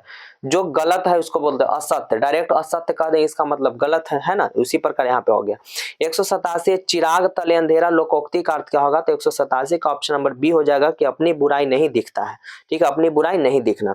188 क्या है? त्रिपाद कौन सा समास है? त्रिपाद, तो त्रिपाद आपका कौन सा समास है दोस्त? देखिए आगे गिनती लग रहा है, त्रि त्रि त्रि, जिसका 3 पैर हो, त्रिपाद मतलब जिसका 3 पैर हो, तो इसका मतलब गिनती है, तो गिनती वाले को हम लोग द्विगु समास कहते हैं।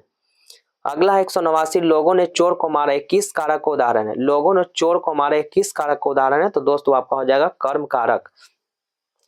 नेक्स्ट पयोधर शब्द का संधि विच्छेद क्या होगा? पयोधर शब्द का संधि विच्छेद हो जाएगा पयः जोड़ धर, यानी कि ऑप्शन नंबर ए बिल्कुल सही हो जाएगा। 191 50 हाथी किस विशेषण का उदाहरण है? 50 हाथी किस विशेषण का उदाहरण है? तो आपका हो जाएगा संख्यावाचक विशेषण। अगला क्वेश्चन है मोहन मुझसे किताब लिखवाता है, या किस क्रिया को उदाहरण? मुझसे लिखवाता है या किस क्रिया को उदाहरण है? तो हो जाएगा प्रेरणार्थक, ठीक है ना, वो आपका हो जाएगा प्रेरणार्थक क्रिया। वह मुझसे चलवाता है प्रेरणार्थक क्रिया, वह मुझे दौड़वाता है प्रेरणार्थक क्रिया, तो इस ऐसा प्रश्न आएगा तो प्रेरणार्थक क्रिया ही होगा।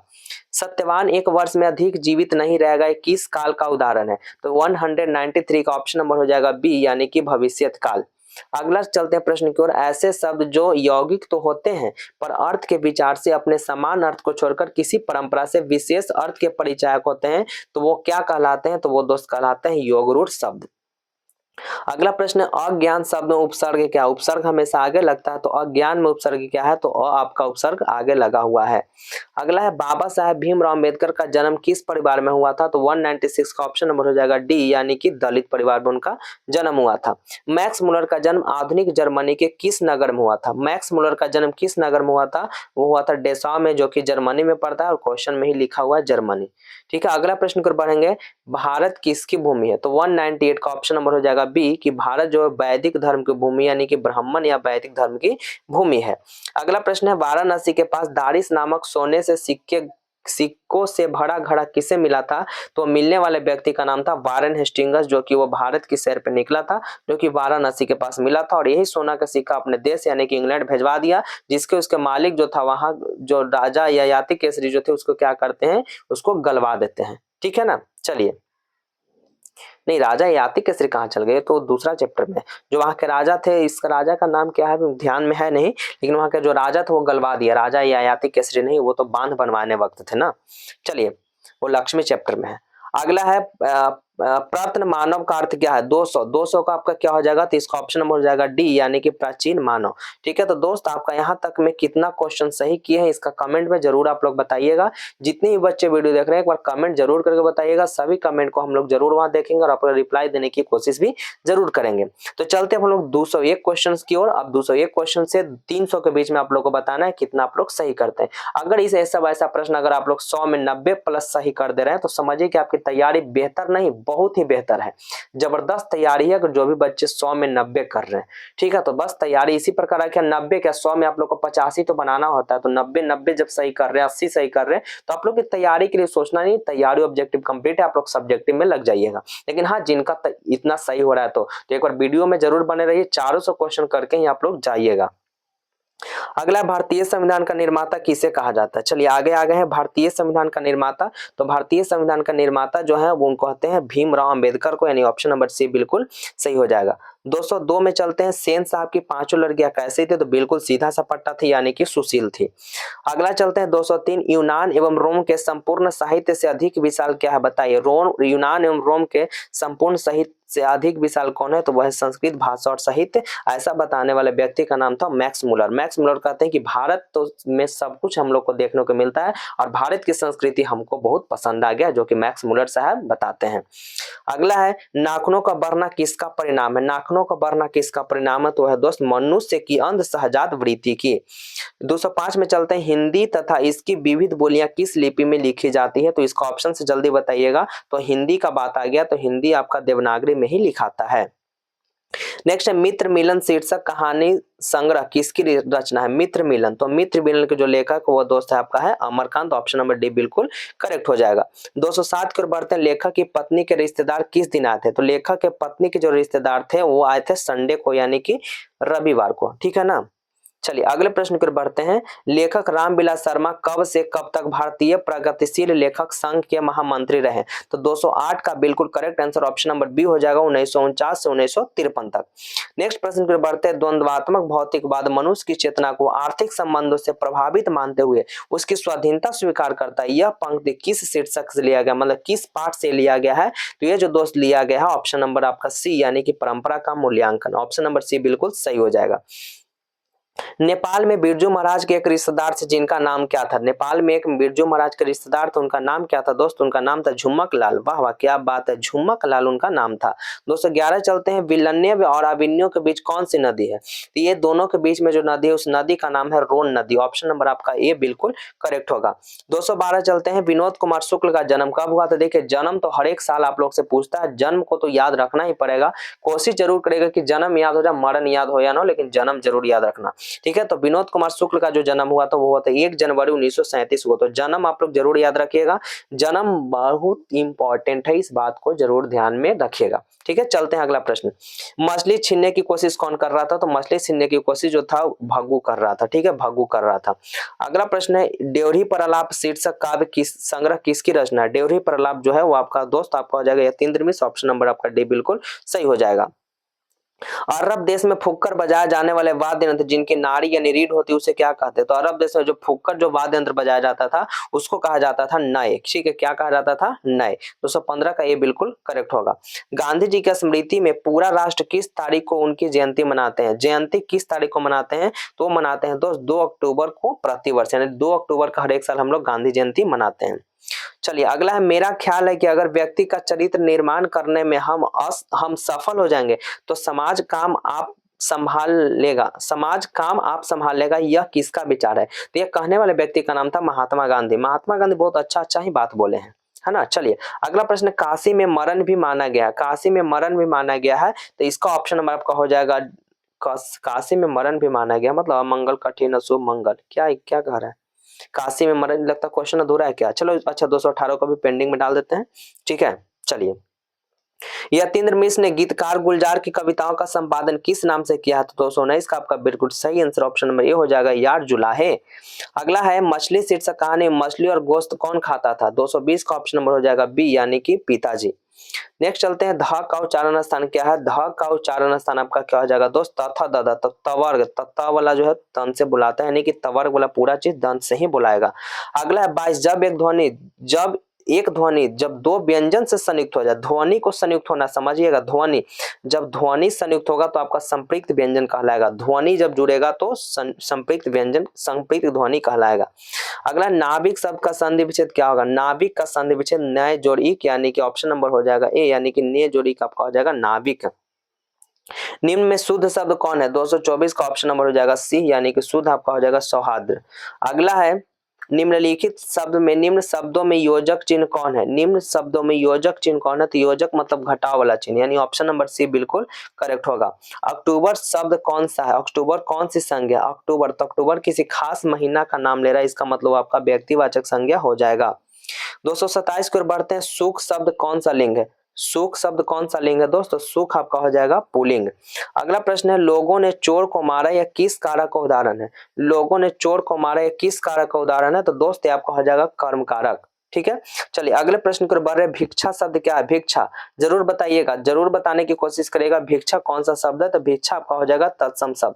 230 क्या है, बाघ शब्द का स्त्रीलिंग रूप क्या होगा, तो बाघ का हो जाएगा बाघिन, बाघ का क्या हो जाएगा बाघिन। तो दोस्तों पूरा वीडियो का आप लोग देखिएगा, सभी प्रश्न यहीं से आने वाले हैं। अगर इतना 400 ऑब्जेक्टिव अगर देख लेते हैं तो आपको फिर दूसरा वीडियो देखने की नौबत नहीं आएगी, बस इस ऑब्जेक्टिव सर्व को पूरा तैयारी जबरदस्त कराया जा रहा है। ठीक है, तो हम पूरा वीडियो देख लीजिएगा, एग्जाम में जाइए टोटली क्वेश्चन बन के आ जाएगा। अगला मैं आप ही चला आता हूं यह किस सर्वनाम का उदाहरण है, तो 231 का ऑप्शन नंबर को हो जाएगा डी, यानी कि निजवाचक सर्वनाम, जो अपने आप खुद स्वयं अगर खुद का इसे बोध करेगा तो निजवाचक में चला जाता है। 30 दिन किस विशेष का उदाहरण है, 30 दिन किस विशेषण का उदाहरण है, तो 30 दिन इसका मतलब परिमाण बता रहा है। ठीक है ना, तो परिमाणवाचक, एक मिनट 30 दिन है ना जी, तो दिन परिमाण कैसे होगा, दिन तो संख्या बताएगा। ठीक है, परिमाण मतलब किसी को तौलेगा मापेगा उसको ना बोलते, इसमें तौल थोड़े ना रहा है, 30 दिन, तो 30 दिन मतलब संख्या बता रहा है, इसका मतलब ऑप्शन नंबर ए बिल्कुल सही हो जाएगा। चलते हैं 233 में, परिजन शब्द में उपसर्ग क्या है, परिजन में उपसर्ग क्या है, तो परिजन में उपसर्ग आपका हो जाएगा पड़ी। नेक्स्ट की ओर बढ़ते हैं, बढ़िया शब्द में प्रत्यय कौन, बढ़िया शब्द में प्रत्यय कौन है, प्रत्यय हमेशा पीछे लगता है, इसका मतलब आपका हो जाएगा डी, ऑप्शन नंबर डी बिल्कुल करेक्ट होगा। नेक्स्ट है भाई बहन शब्द कौन सा समास है, भाई बहन शब्द कौन सा समास है, तो भाई बहन, तो घटाव घटाव का चिन्ह जब रहेगा तो आपका द्वंद्व समास हो जाएगा, लेकिन दोनों घटाव घटाव जो चिन्ह होगा अलग अलग होना चाहिए। अगर दोनों एक जैसा रहेगा, दीनम दिन, जैसे देखिए दोनों एक जैसा घटाव का चिन्ह है, तो ऐसा रहेगा तो आपका अव्ययी भाव समास हो जाएगा। ठीक है, ये आपका हो जाएगा अव्ययी भाव समास। चलिए अगले प्रश्न की ओर बढ़ते हैं, 226 कलंक शब्द का विशेषण क्या होगा, 236 का हो जाएगा कलंक का विशेषण क्या हो जाएगा, तो कलंक का हो जाएगा कलंकित, ऑप्शन नंबर ए बिल्कुल सही हो जाएगा। 237 उसने अपने मित्र की साइकिल खरीदी है, किस वाक्य का उदाहरण है, उसने अपने मित्र की साइकिल खरीदी, बताइए उसने अपने मित्र की साइकिल खरीदी, इसमें कुछ ना जोड़ रहा ना कुछ बोल रहा, सीधे वो कहानी बता रहा, उसने अपने मित्र की साइकिल खरीदी, इसमें कॉम्बिनेशन तो कुछ हो नहीं रहा, इसका मतलब आपका सरल वाक्य हो जाएगा। ठीक है, चलिए 238 में चलते हैं, निम्नलिखित में शुद्ध वाक्य कौन है, तो आप लोग तो बोले कि सर शुद्ध तो आप सब यहाँ पे देखने में लग रहा है, लेकिन यहाँ पे शुद्ध आपसे पूछ रहा है कि इसमें शुद्ध वाक्य कौन है, तो आप शुद्ध वाक्य हो जाएगा, तुम्हारा यह कहना मेरे लिए बड़ी बात होगी, आपका शुद्ध वाक्य है। नेक्स्ट, अयोध्या के राजा दशरथ के 4 पुत्र थे, यह किस पदबंध का उदाहरण है, बताइए यह किस पद, अयोध्या के राजा के, बताइए यहाँ पे अयोध्या संज्ञा है, राजा संज्ञा है, 4 पुत्र सब संज्ञा, इसमें क्रिया सब कुछ देवे नहीं किया है, नहीं यहाँ पे सर्वनाम दिया हो, इसका मतलब सब यहाँ पे कहीं ना कहीं संज्ञा, तो इसका मतलब आपका हो जाएगा संज्ञा पदबंध, ऑप्शन नंबर बी बिल्कुल करेक्ट हो जाएगा। 240 चलते हैं, कपड़ा शब्द का पर्यायवाची शब्द क्या होगा, तो कपड़ा शब्द का पर्यायवाची शब्द चीर वस्त्र पट, चीर वस्त्र पट, तो चीर वस्त्र नहीं है लेकिन पट दिया हुआ, तो ऑप्शन नंबर सी बिल्कुल सही होगा। गुरु नानक जी की रचनाओं का संग्रह किसने किया, गुरु नानक जी की रचनाओं का संग्रह करने वाले व्यक्ति का नाम था गुरु अर्जुन देव, जो कि कुछ देर पहले वाले वीडियो में, मतलब इसी वीडियो में पहले क्वेश्चन में करवाया गया। तो आप लोग एकदम वीडियो में बने रहिए, सभी क्वेश्चन आप लोग से बनेगा, जितना ही क्वेश्चन को रिवाइज मारिएगा उतना ही आप लोग की तैयारी बेहतर होगी। और देखिए दोस्तों, आप हमको तो लगता है कि आप लोग बहुत क्वेश्चन सही कर ही रहे होंगे, तो वीडियो को जरूर लास्ट तक देखिएगा और आप लोग जरूर बताइएगा कि आपका कितना प्रश्न सही हुआ, क्योंकि सभी प्रश्न इसी तरह के आने वाले और इसी से बहुत प्रश्न आप लोग एग्जाम में मिलेंगे। अगला है, वाणी कब विष के समान हो जाती है, तो वाणी कब विष के समान होती है, तो होता है राम नाम के बिना। देखिए क्वेश्चन अभी कुछ देर पहले भी हम करवाए थे। ठीक है, अगला प्रश्न है, कवि रसखान किस राजवंश में उत्पन्न हुए थे, कवि रसखान किस राजवंश में हुए थे, तो वो थे दोस्तों पठान राजवंश में, इसको भी जरूर आप लोग ध्यान में रखेंगे। अगला है, प्रीतम ने नंद किशोर जा तीन दय नयना नैननी लगे हो, मन पावर चित चोर पलक ओट नहीं करी सको, बताइए किसका पंक्ति है, बताइए पढ़ के एक बार आप लोग बताइए, पढ़िए क्या लिखा हुआ है। प्रीतम नंद किशोर जा दिन ते नननी लग्यो, मन पावर चित चोर पलक ओट नहीं करी सको। यह किस पंक्ति से लिया गया है, बताइए जल्दी।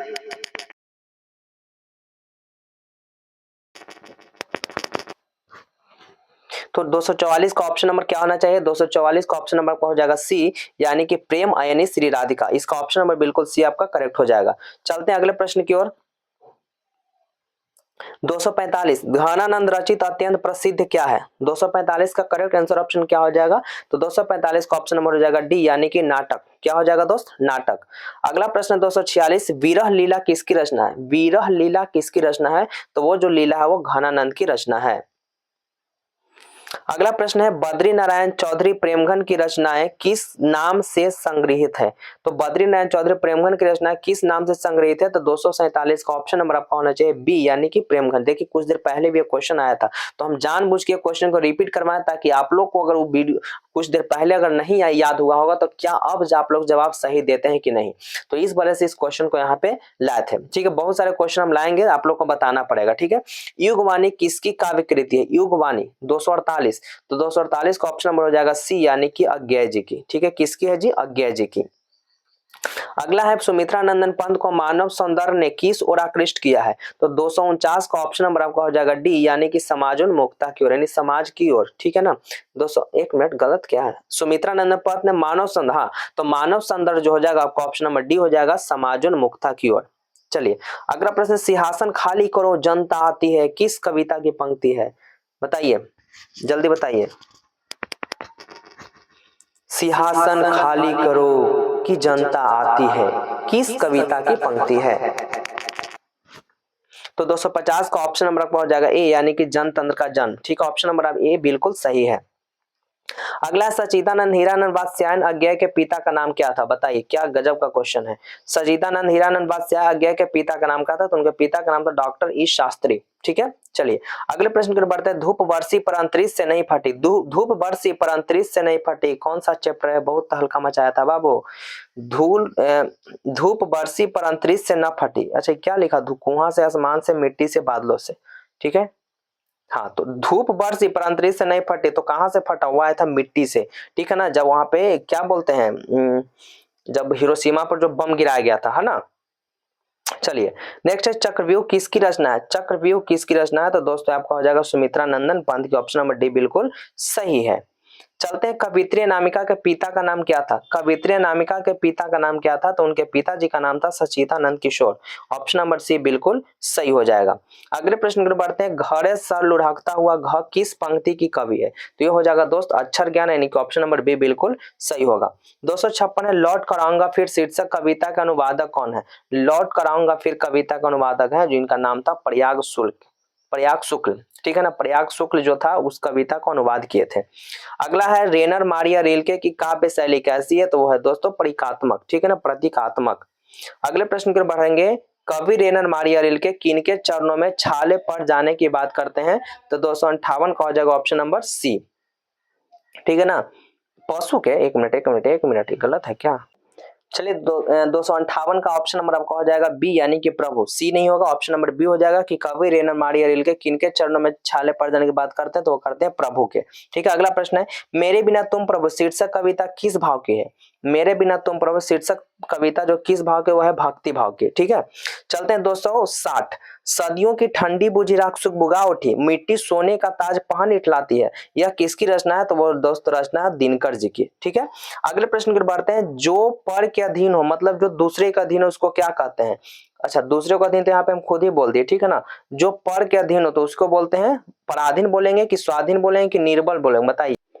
तो 261 का ऑप्शन क्या हो जाएगा? पर मतलब दूसरा, यानी दूसरे के लिए शब्द रहेगा उसको अपन क्या कहेंगे? पराधीन कहेंगे, यानी 261 का ऑप्शन नंबर आपका ए बिल्कुल करेक्ट होगा। चलिए 262 की ओर बढ़ते हैं। कुआं खोदना मुहावरे का अर्थ क्या होगा? कुआं खोदना मतलब हानि पहुंचाने का खुद प्रयत्न करना, यानी ऑप्शन नंबर सी बिल्कुल सही होगा। नेक्स्ट है छ का उच्चारण स्थान क्या है दोस्त? छ का उच्चारण स्थान आपका हो जाएगा तालु, यानी कि ऑप्शन नंबर बी बिल्कुल सही होगा। देखो यहाँ महजौसी था, ठीक है ना, महजौसी का संधि विच्छेद क्या होगा, यहाँ क्वेश्चन थोड़ा गलत लिखा गया है, लेकिन महजौसवी था तो महजौसवी का इसका correct answer option number A हो जाएगा, यानी महाजोड़ ओजस्वी। ठीक है, चलिए नेक्स्ट है, निम्न में शुद्ध शब्द कौन है। शुद्ध शब्द इसमें कौन लिखा गया, तो आप लोगों को पता है कि गुप्त जो है बिल्कुल शुद्ध लिखा गया है। 266 गिरोह शब्द कौन सी संज्ञा है। गिरोह जल्दी बताइए, 66 266 का क्या होना चाहिए, जल्दी से बताएंगे। गिरोह शब्द कौन सी संज्ञा है, जल्दी बताएंगे। गिरोह शब्द कौन सी संज्ञा है, गिरोह शब्द कौन सी संज्ञा है, कमेंट में सबका आना चाहिए। गिरोह शब्द कौन सी संज्ञा है, कोई बताएंगे कमेंट। ठीक है, गिरोह शब्द कौन सी संज्ञा है। तो चलिए आगे बढ़ते हैं। तो गिरोह शब्द जो है आपका समूहवाचक संज्ञा हो जाएगा, जो कि ऑप्शन नंबर आपका सी बिल्कुल सही होगा। ठीक है, चलते हैं अगला। नारी शब्द, नारी कौन सा शब्द है बुआ, तो नारी आपका स्त्रीलिंग हो जाएगा, जो कि बिल्कुल सही हो जाएगा, देखने में पता चला नारी स्त्रीलिंग को ही कहेंगे। घर से लौटा हुआ लड़का किस कारक का उदाहरण है, तो 268 का ऑप्शन नंबर बी हो जाएगा, अपादान कारक। चलिए अगला है, वह देखता है किस काल का उदाहरण, वह देखता है, तो वह देखता है इसका मतलब वर्तमान काल, इसमें है लगा हुआ, इसका मतलब वर्तमान काल है। 270 विमुख शब्द में उपसर्ग कौन है, विमुख, तो विमुख में आपका उपसर्ग हो जाएगा वी। ठीक है, चलिए चलते हैं 271 प्रश्न को। 271 आप लोग से क्या करा, इसको जरा देखते हैं। जनता शब्द में कौन सा प्रत्यय है, प्रत्यय जो कि पीछे रहता है, तो जनता में आपका त हो जाएगा, ऑप्शन नंबर सी बिल्कुल करेक्ट होगा। अगला है देहचोर शब्द कौन सा समास है। देहचोर, तो देहचोर आपका हो जाएगा दोस्त कौन सा समास, देह को चुराने वाला, मतलब समास पूछ रहा, हाँ तो देह से चोर यानी मतलब तत्पुरुष समास। अगला है, उसने कहा कि मैं निर्दोष हूं, किस वाक्य का उदाहरण है। उसने कहा कि मैं निर्दोष हूं, उसने कहा मैं निर्दोष हूं, की यहाँ पे कहीं ना कहीं जोड़ रहा है, इसका मतलब आपका मिश्र वाक्य हो जाएगा। उसने कहा कि मैं निर्दोष हूं, यह मिश्र वाक्य हो जाएगा। चलिए अगला चलते हैं 274। असुर शब्द का पर्यायवाची शब्द क्या होगा, तो असुर को हम लोग राक्षस कहते हैं, यानी कि दानव कहते हैं। 275 कह रहा है एकता शब्द का विलोम शब्द, तो एकता का तो सभी को पता है कि एकता का अनेकता होता है, जो कि ऑप्शन नंबर सी बिल्कुल करेक्ट होगा। 276 जिनके शिखर पर चंद्र हो, जिनके शिखर पर मतलब सर पे, जिनके सर पे चंद्र, उसे क्या कहते हैं, तो उसको हम लोग कहते हैं चंद्रशेखर, उसके लिए एक शब्द क्या हो जाएगा, चंद्रशेखर। 277 एक पंथ दो काज मुहावरे का अर्थ क्या हो जाएगा, तो 277 का ऑप्शन नंबर आपका होना चाहिए सी, कि एक कार्य से दो लाभ होना चाहिए। 278 है आटा शब्द, आटा कौन सा शब्द है, आटा आपका कौन सा शब्द है, आटा, तो आटा स्त्रीलिंग है कि पुल्लिंग है, तो आटा जो है दोस्त आपका पुल्लिंग हो जाएगा, ऑप्शन नंबर बी बिल्कुल सही होगा। अगला पंख शब्द है, पंख कौन सा शब्द है, तो पंख आपका हो जाएगा तद्भव शब्द, पंख आपका हो जाएगा तद्भव शब्द। अगला है चौराहा शब्द में कौन सा समास है, चारों राहों का समाहार जिसमें गिनती आ गया, तो 280 का बिल्कुल नंबर सी हो जाएगा, यानी कि द्विगु समास। अगला हृदय शब्द का विशेषण क्या होगा, तो हृदय का आपका होता है हरदित। एक मिनट एक गलती है, गलती। हृदय शब्द का विशेषण क्या होगा, 281 का ऑप्शन नंबर आपका हो जाएगा सी। ठीक है ना, हृदय का विशेषण आपका क्या हो जाएगा, हार्दिक, ऑप्शन नंबर सी बिल्कुल सही हो जाएगा। ठीक है, चलिए अगला चलते हैं। पानी शब्द कौन सी संज्ञा, पानी शब्द कौन सी संज्ञा, तो 282 का आपका हो जाएगा बी, कि पानी आपका हो जाएगा द्रववाचक संज्ञा। अगला है पीतांबर शब्द का संधि विच्छेद क्या होगा, तो पीत है अंबर, जिसका यानी ऑप्शन नंबर सी बिल्कुल सही होगा। 284 है संयोग शब्द का विलोम क्या होगा, संयोग का विलोम, संधि विच्छेद नहीं पूछ रहा है, तो संयोग का विलोम क्या होगा, वियोग। ठीक है ना, संयोग का आपका जो हो जाएगा आपका क्या होगा, वियोग होगा। चलिए अगले प्रश्न की ओर बढ़ते हैं। छत से उतरी हुई लता किस कारक का उदाहरण है, तो 85 का ऑप्शन नंबर आपका ए बिल्कुल करेक्ट हो जाएगा, अपादान कारक। छत से उतरी हुई तो छत और नीचे उतर गए, मतलब दोनों अलग अलग हो गएगा, तो अपादान कारक हो जाएगा। 286 श्रीनिवास जी का जन्म स्थान कहाँ हुआ था, श्रीनिवास जी का जन्म स्थान कहाँ हुआ था, 286 का ऑप्शन नंबर बी हो जाएगा, कोलार के कर्नाटक में। ठीक है, कोलार का कर्नाटक में आपका इनका जन्म हुआ था। ठीक है,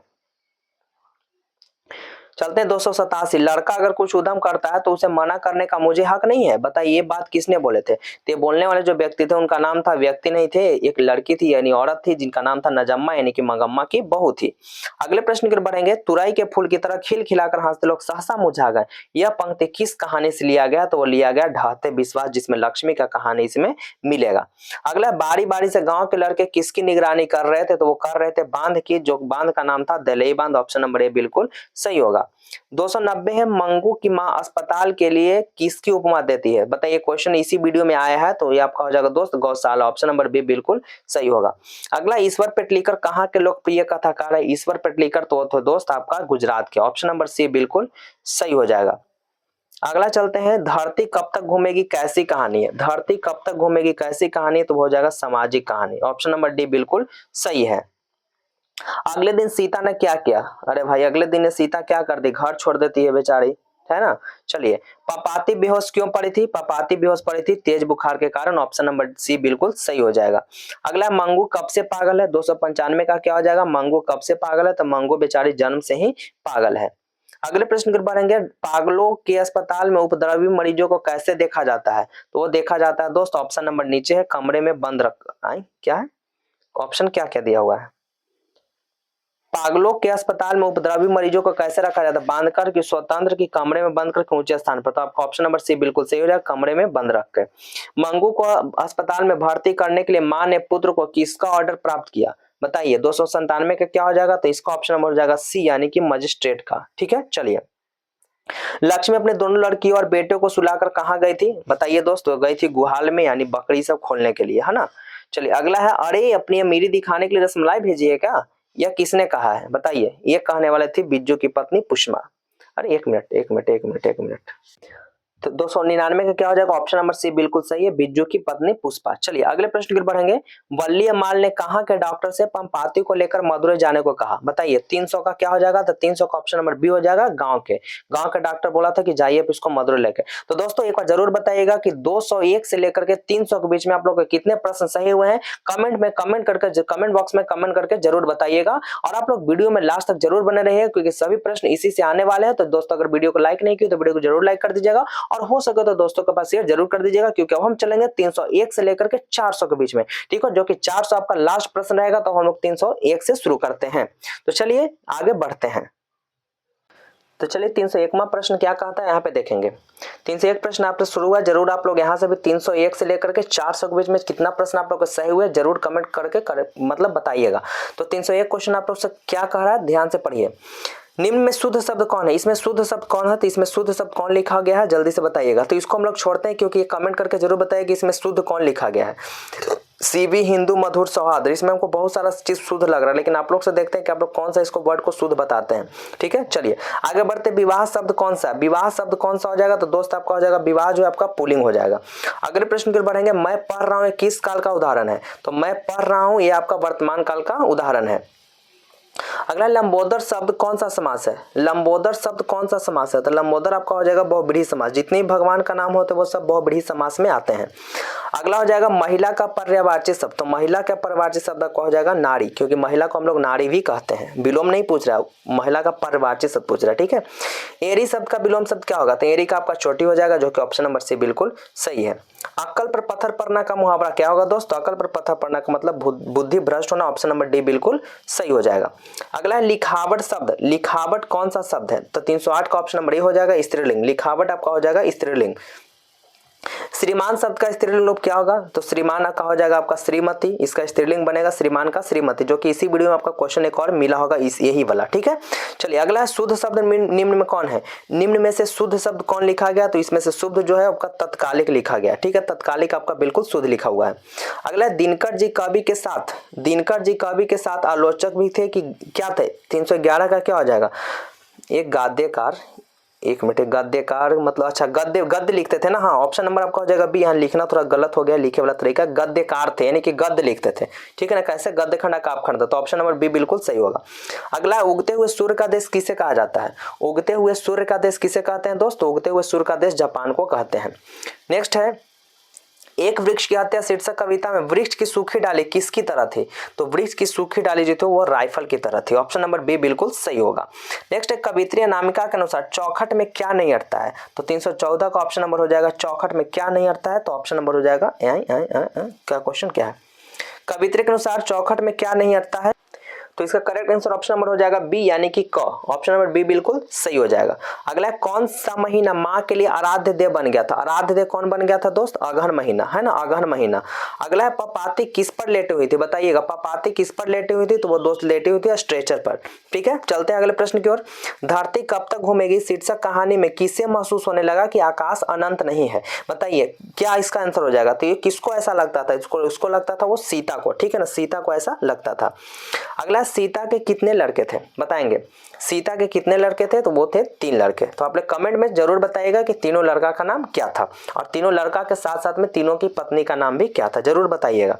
अगला प्रश्न है तुलनात्मक व्याकरण किनकी रचना है। तुलनात्मक व्याकरण किनकी रचना है, तो वो था दोस्त काल्डवेल की। ठीक है, चलिए अगला भाग का उच्चारण स्थान क्या है, तो भाग का उच्चारण स्थान आपका हो जाएगा ऑप्शन नंबर ए यानी कि होस्ट। चलते हैं 321 में, जिंदगी और जोंक किस लेख की रचना है। जिंदगी और जोंक किस लेख की रचना है, तो वह दोस्त आपका अमरकांड। तो दोस्त वीडियो एक बार जरूर लाइक कर दीजिएगा, क्योंकि इसमें ज्यादा नो बकवास, ओनली पढ़ाई पढ़ाई पढ़ाई। इसमें ज्यादा टाइम नहीं लगाना, सिर्फ पढ़ाई पे आप लोगों को फोकस रखना है। ठीक है, ज्यादा कोई बात नहीं, एकदम देखते रहिए वीडियो को, लाइक एक बार मार दीजिए, शेयर हो सके तो कर दीजिए, और जरूर 400 वीडियो आप लोग देख लेंगे तो क्वेश्चन एक भी आप लोग से छूटने वाला नहीं है।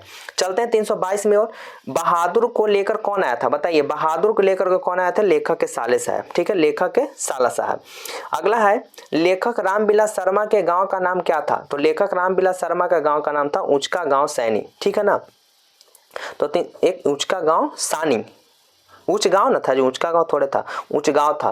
323 का ऑप्शन नंबर बी हो जाएगा, उच्च गांव सानी। ठीक है ना, चलिए अगला है पंडित बिरजू महाराज किस घराने के वंशज थे, तो वे तो दोस्त लखनऊ घराने के, यानी ऑप्शन नंबर बी बिल्कुल सही हो जाएगा। अगला है भौतिकवाद का अर्थ भाग्यवाद नहीं है, किस निबंध की पंक्ति है, तो 325 का ऑप्शन नंबर बी हो जाएगा कि परंपरा का मूल्यांकन। अगला चलते हैं बिरजू महाराज का संबंध किससे है, तो बिरजू महाराज का संबंध था इनमें से कोई नहीं, यानी कि किससे था, तबला वादन बिल्कुल नहीं, संतूर वादन बिल्कुल नहीं, बांसुरी वादन बिल्कुल नहीं, वे तो दोस्त कथक नृत्य, वो नृत्य करते थे वो। ठीक ना, वो भी नृत्य कैसा करते थे, कथक वाला। यानी इसमें ऑप्शन के अनुसार कोई नहीं होगा, लेकिन याद रखेंगे कि इसमें क्या होना चाहिए, याद जरूर रख लेंगे कि इसमें आपका जो है कथक नृत्य हो जाएगा। ठीक है, चलिए अगले प्रश्न की ओर हम लोग बढ़ते हैं। निम्न में निश्चय शब्द का विलोम क्या होगा, निश्चय शब्द का विलोम क्या होगा। 327 का ऑप्शन नंबर क्या होना चाहिए, निश्चय का अनिश्चय, जो कि ऑप्शन नंबर आपको सी में मिल जाएगा।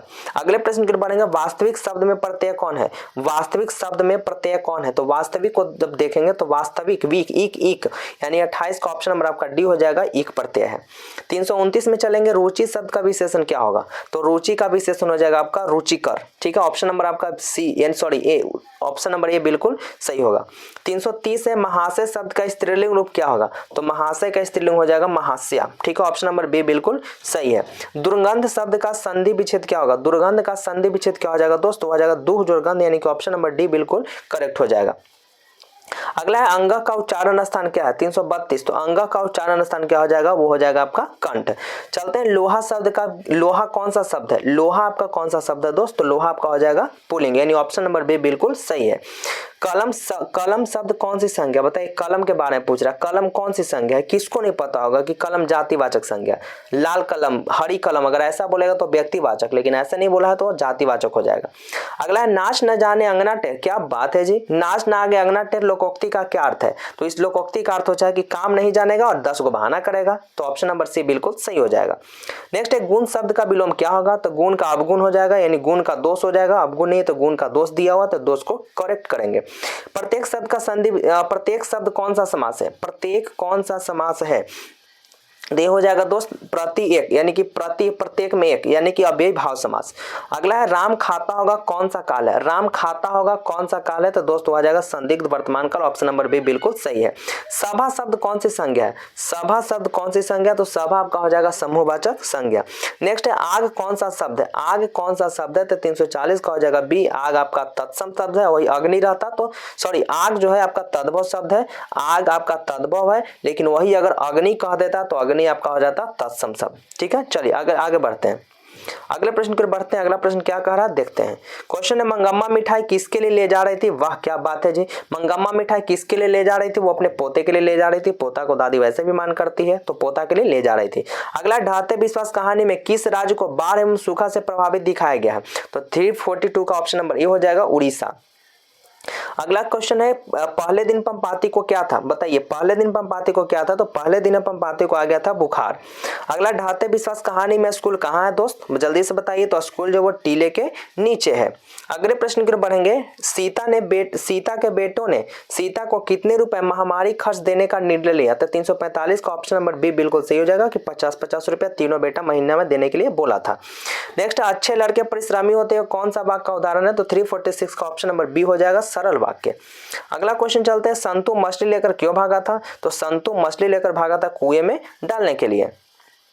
अगला एक वृक्ष की हत्या किस कविता संग्रह से संकलित है, तो 339 का ऑप्शन नंबर बी हो जाएगा इन दिनों। देखिए इन दिनों कविता का नाम है, ठीक है। चलिए, नदी के द्वीप किस कविता की रचना है, नदी के द्वीप किस कविता की रचना है, तो कविता को लिखने वाले थे सचिदानंद हीरानंद वात्स्यायन अज्ञेय, ठीक है। चलो अगला बढ़ते हैं। सदियों की ठंडी बुझी राख सुखबुगा उठी मिट्टी के सोने का ताज पहन इटलाती है, यह किस कविता की पंक्ति। देखिए इसी वीडियो में क्वेश्चन फिर से मिला था और ये दोबारा रिपीट हो रहा है, तो इसका कमेंट में जरूर बताइएगा, लेकिन इसका आंसर हो जाएगा आपका जनतंत्र का जन्म। चलिए, सुजान सागर किनकी रचना है, सुजान सागर किनकी रचना है, तो दोस्त आपका घनानंद की रचना है, ध्यान में रखेंगे इस बात को। अति शुद्ध स्नेह को मारा गया छंद के रचनाकार कौन है, देखिए छंद है, इसके रचनाकार कौन है, तो लिखने वाले व्यक्ति का नाम था धनानंद, ठीक है ना, ये भी है घनानंद। प्रेमगन किस युग के कवि थे, जल्दी से बताएंगे, प्रेमगन किस युग के कवि है, जो कि ऑप्शन दिख नहीं रहा, तो प्रेमगन जो थे भारतेंदु युग के कवि थे, अब ऑप्शन दिखने लगा, तो आंसर इसका ऑप्शन नंबर सी हो जाएगा। जीर्ण जनपद किस कवि की रचना है, जीर्ण जनपद किस कवि की रचना है दोस्तों, वो है आपका बद्री नारायण चौधरी यानी प्रेमगन की। जरूर सब वीडियो को ध्यान में रखेंगे और जरूर ये सब पढ़ के जाइएगा, यही सब क्वेश्चन आप लोग एग्जाम में मिलेगा। अगला प्रश्न है स्वदेशी कविता किससे संकलित है दोस्त, स्वदेशी कविता दोस्त प्रेमगन सर्वस्व से। देखिए फिर से आपका क्वेश्चन मिल गया होगा, ये तीसरा बार क्वेश्चन रिपीट हुआ है, ठीक है। सुमित्रा नंदन पंत का जन्म कब हुआ था, सभी बच्चे को पता नहीं होगा, लेकिन पता कर लीजिए कि सुमित्रा नंदन पंत का जन्म 1900 ईस्वी में हुआ था। अगला खेत शब्द, खेत कौन सी शब्द है दोस्तों, खेत आपका तद्भव शब्द हो जाएगा, वही क्षेत्र रहता तो आपका तत्सम हो जाता, क्षेत्र रहता तो तत्सम, खेत है तो तद्भव। अगला प्रश्न की बढ़ते हैं 358, सत्य के लिए आग्रह के लिए एक शब्द, सत्य के लिए आग्रह के लिए एक शब्द क्या हो जाएगा, तो इसका ऑप्शन नंबर हो जाएगा सी यानी कि सत्याग्रह, ऑप्शन नंबर सी बिल्कुल सही हो जाएगा। चलते हैं अगले प्रश्न की ओर, वह छत से गिर पड़ा है किस कारक का उदाहरण है, वह छत से गिर पड़ा वह किस कारक का उदाहरण। देखिए अभी इसके पहले भी क्वेश्चन आया था, फिर आ गया, वो आपका अपादान कारक हो जाएगा। ग का उच्चारण स्थान क्या हो जाएगा बताइए, 360 का ऑप्शन नंबर हो जाएगा कंठ यानी कि क ख ग घ अंग, जितना भी क वर्ग है वो आपका कंठ हो जाएगा। नेक्स्ट है तुम क्या खा रहे हो, रेखांकित शब्द क्या है, इसमें रेखांकित तो नहीं किया गया है कि रेखांकित कौन है, तो अभी रेखांकित हम कर देते हैं कि तुम क्या खा रहे हो, इसमें क्या कौन सी है बताइए, क्या के बारे में पूछ रहे हैं, तो क्या कौन सा सर्वनाम है, तो दोस्त क्या आपका हो जाएगा प्रश्नवाचक सर्वनाम, तो इसका ऑप्शन नंबर बी बिल्कुल सही हो जाएगा। 362 है चोर शब्द का विलोम क्या होगा, तो चोर का साधु होना चाहिए, जो कि ऑप्शन नंबर डी में आप लोग को दिख रहा होगा, तो वो भी दिखना चाहिए, तो सही है। भारत के प्रधानमंत्री किस पद का उदाहरण है बताइए, भारत का प्रधानमंत्री, तो बताइए इसमें आप लोगों को क्रिया मिल रहा है, विशेषण मिल रहा है, नहीं भारत आपका संज्ञा, प्रधानमंत्री आपका संज्ञा, तो इसका मतलब आपका संज्ञा पदबंध हो जाएगा। अगला है संगम शब्द की संधि विच्छेद क्या होगी, संगम शब्द की संधि विच्छेद क्या होगी, तो सम जोड़ गम यानी ऑप्शन नंबर आपका सी बिल्कुल करेक्ट है। चलते हैं 365, निम्न में शुद्ध वाक्य कौन है, निम्न में शुद्ध वाक्य कौन है दोस्तों, आपका हो जाएगा शुद्ध वाक्य श्री कृष्ण के अनेक नाम है, ये आपका शुद्ध लिखा हुआ है। चलिए 366 में चलते हैं, मंगम्मा क्या बेचती थी, सभी को पता है कि मंगम्मा दही नहीं बेचती थी, बल्कि मंगम्मा क्या बेचती थी, दही ही बेचती थी।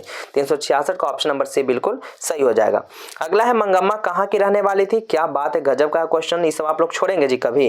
मंगम्मा कहाँ की रहने वाली थी, अबलोर के किसी गाँव के पास की रहने वाली थी। 367 चलते हैं, मंगम्मा किस भाषा की कवि है, मंगम्मा किस भाषा की कहानी, मंगम्मा किस भाषा की कहानी कौन भाषा में लिखा गया था, तो वह था कन्नड़ भाषा में, क्योंकि वो बेंगलुरु की थी, कर्नाटक की, तो कन्नड़ भाषा में लिखा गया है। धरती कब तक घूमेगी की रचनाकार कौन है, तो इनके रचनाकार है सावरदैया, धरती कब तक घूमेगी सावरदैया। अगला प्रश्न है लेखक सुजाता का जन्म कब हुआ, देखिए प्रत्येक साल एकक से आप लोग को ईस्वी का जरूर पूछता है, तो आप लोग ईस्वी में जन्म वाले को जरूर याद रखेंगे, जन्म वाले को जरूर याद रखेंगे, तो लेखक सुजाता का जन्म हुआ तो 1935 ईस्वी में। अगला प्रश्न आम शब्द का परिवर्तित शब्द, आम का परिवर्तित शब्द रसाल हो जाए, आप लोग इसको देख के बताएंगे, क्योंकि आम का परिवर्तित शब्द बहुत होता है, लेकिन ऑप्शन में क्या कह रहा है वही आप लोग को मारना है, तो ऑप्शन नंबर डी बिल्कुल सही हो जाएगा। अगला निम्न में शुद्ध शब्द कौन है, 372 क्या होगा, तो शुद्ध शब्द आपका कौन इसमें लिखा गया है, अनाधिकार, शुद्ध शब्द कौन अनाधिकार, यानी ऑप्शन नंबर आपका ए बिल्कुल सही हो जाएगा। अगला प्रश्न की ओर बढ़ते हैं, आमरण शब्द में उपसर्ग क्या है, आमरण, तो 373 का ऑप्शन नंबर ए हो जाएगा आ, ठीक है, 373 का ऑप्शन नंबर ए हो जाएगा आ। अगला है मानव मुक्ति के पुरोधा किसे कहा गया, मानव मुक्ति के पुरोधा किसे कहा गया, तो दोस्त ये भी क्वेश्चन अभी मिला था, ये आपका हो जाएगा भीमराव अम्बेडकर, ये दूसरा रिपीट हो रहा है, तो जो रिपीट हो रहा है आप लोग को जरूर बताने की कोशिश जरूर करेंगे अपने से। मैं तो खोखा का इंजीनियर बनाने जा रहा हूँ, यह कथन किसका है, क्या बात है जी सेन साहब, आप तो कमाल कर दिए, ये आपका हो जाएगा ऑप्शन नंबर ए बिल्कुल सही है। 376 हितोपदेश का जर्मन भाषा में अनुवाद किसने किया, हितोपदेश को जर्मन भाषा में अनुवाद करने वाले व्यक्ति का नाम था मैक्स मूलर। अगले प्रश्न की ओर बढ़ते हैं, नृवंश विद्या का संबंध किससे है, नृवंश विद्या का मतलब होता है मानव विज्ञान से, ठीक है। चलिए नेक्स्ट है, किस देश को लोग बड़े बड़े नख पसंद करते थे, तो वो थे गौड़ देश, ऑप्शन नंबर डी बिल्कुल करेक्ट हो जाएगा। सूर्य नामक पुस्तक किनकी रचना है, सूर्य नामक पुस्तक किनकी रचना, तो वो लिखने वाले व्यक्ति का नाम था गुणाकर मूले। अगले प्रश्न पर बढ़ते हैं, नेवाड़ी भाषाएं किस लिपि में लिखी जाती है? नेवाड़ी, देखिए ऑप्शन नंबर ए ऊपर आप लोग को दिख रहा होगा, यहाँ पे ऑप्शन नंबर ए लिखा गया है, ठीक है, बाकी बी यहाँ से शुरू है। तो नेवाड़ी जो भाषा है किस लिपि में लिखा गया है? तो 380 का ऑप्शन नंबर ए हो जाएगा देवनागरी, ठीक है ना, इसका ऑप्शन नंबर ए हो जाएगा देवनागरी। अगले प्रश्न की बढ़ेंगे, भारत में जाति प्रथा का मुख्य कारण, देखिए ऑप्शन जो है सब ऊपर चला गया है, टाइपिंग में थोड़ा मिस्टेक हो गया है, तो ऊपर में सब ऑप्शन है, तो ऑप्शन आप लोग ऊपर भी एक बार देख लेंगे। तो 381 का ऑप्शन नंबर क्या हो जाएगा? जाति प्रथा का मुख्य कारण आपका हो जाएगा बेरोजगारी, ऑप्शन नंबर ए बिल्कुल सही है। 20 के दांत शीर्षक पाठ की विद्या, 20 के दांत कैसी है जी? क्या है 20 के दांत? तो 20 के दांत आपका कहानी है, ठीक है, 20 का दांत आपका कहानी है। अगला, किस गवर्नर जनरल के समय 172 दारस नामक सोने से घड़ा मिला था? बताइए, हाँ यही बताइए, किस गवर्नर जनरल, किसका शासक था उस समय? तो 383 का ऑप्शन नंबर सी हो जाएगा वारेन हेस्टिंग्स, ठीक है, इसका ऑप्शन नंबर क्या हो जाएगा? वारेन हेस्टिंग्स, इसी को मिला था घड़ा 172 दारिस नामक सोने से सिक्का से घड़ा, ठीक है ना। चलिए इसको भेजवा दिया था अपना देश इंग्लैंड में।